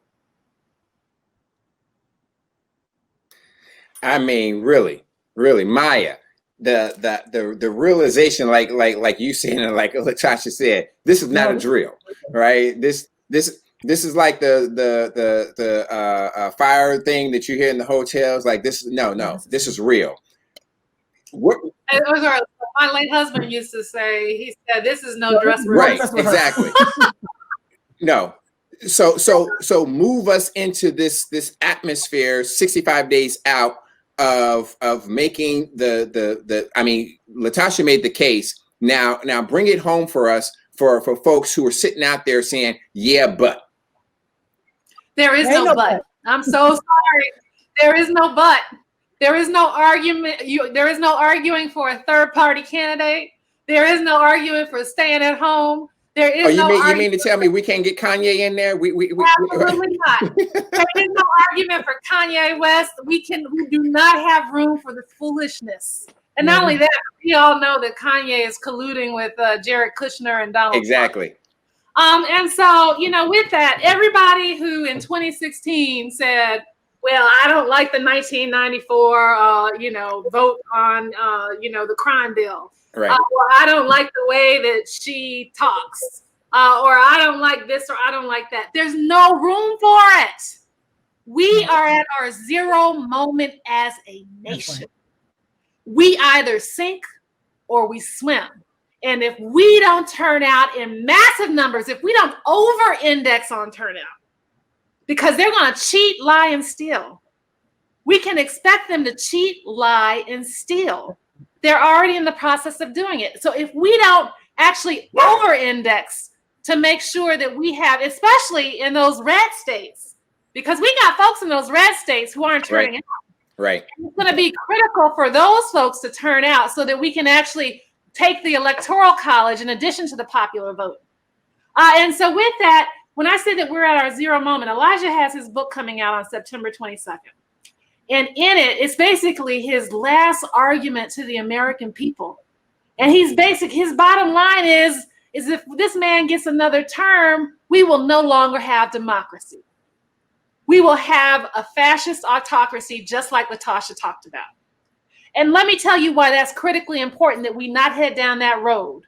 Not only because, people can disappear in the middle of the night, never to be seen again. Not only because you can't go out in the streets and protest freely or say anything you want. Right. Not only because, they can rig you and fix you and say that you committed some crime and then use the IRS and everything else for their benefit. Not only because all of these things could possibly happen in a place that has no guardrails, that has no democracy, that has no input from its citizens, but because all of the things that we care about, freedom, justice, liberty, all of those things go out the window. You don't even have the possibility to fight for your right for a future that's free, for a future that's equitable in an autocracy, in a fascist autocracy. They will do whatever they want to you and nobody will bat an eyebrow because everybody is afraid. And so with that, we have work to do. Black people and brown people, but especially Black people and especially Black women have been the conscience of this country. And it's going to take us turning out in massive numbers, along with our white and brown and everybody else, brothers and sisters, to make this November election what it should be, the turnout and the outcome. I need to wrap up, but Brandon, let me come to you, and then I'm going to do my round robin real quick. The Senate is doing that right now, just what Maya said. The Senate, they're not saying anything. they're letting them do what they want to do. The Republican Party, basically, on both sides, are just allowing Trump to do whatever the hell he wants to do, any way he wants to do it, and they're not saying a damn thing. How does that happen when the Republican Party has always been this constitutional barrier they carry in their breast pocket, talking about Constitution?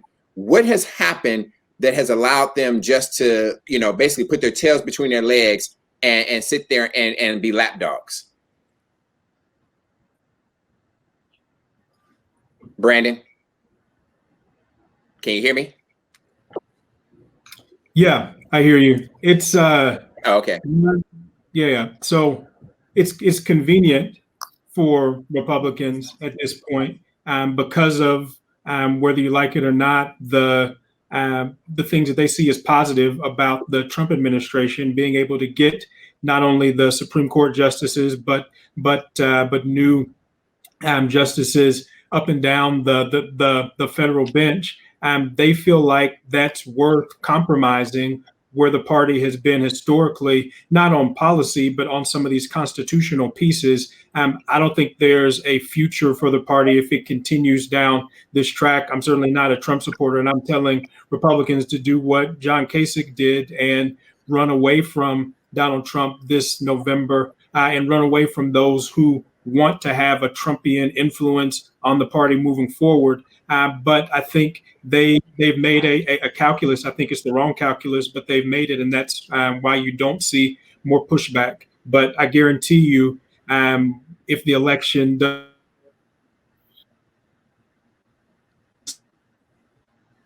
a broad denouncement. All right.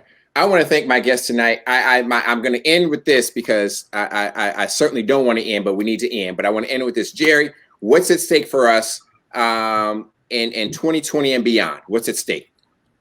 Democracy is at stake.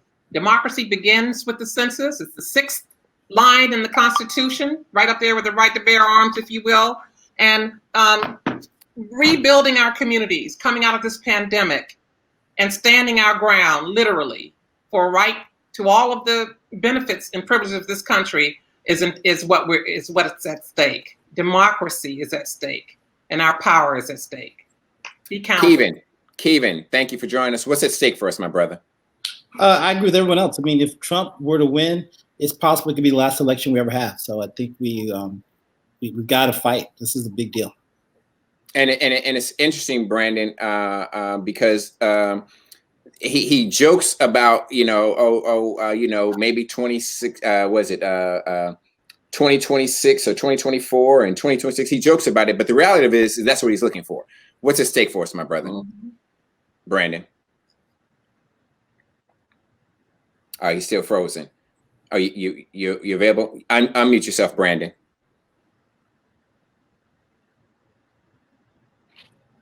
Can you hear me? I think he's frozen. Maya, what's at stake for us? Democracy and freedom. Freedom is gone out the door. Yeah. If this man gets another term. And by the way, it won't just be one term. He's absolutely, Kevin is absolutely right. Right. This man would hold it for a lifetime. He would. Brandon, are you available? You with us back? You back with us now? Brandon. Latasha, take us home, my girl. What's at stake for us?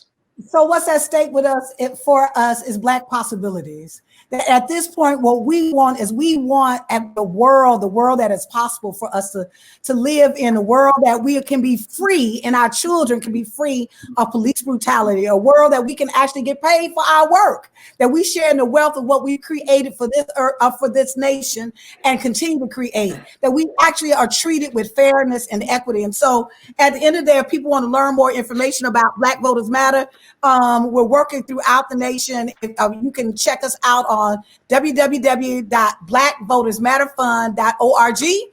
We building power. We ain't taking no prisoners. We like some gladiators. We trying to win this thing because we love Black people and we love our community. So ultimately, what we got to know is, like, at the end of the day, we are used to y'all. When we work together, we win.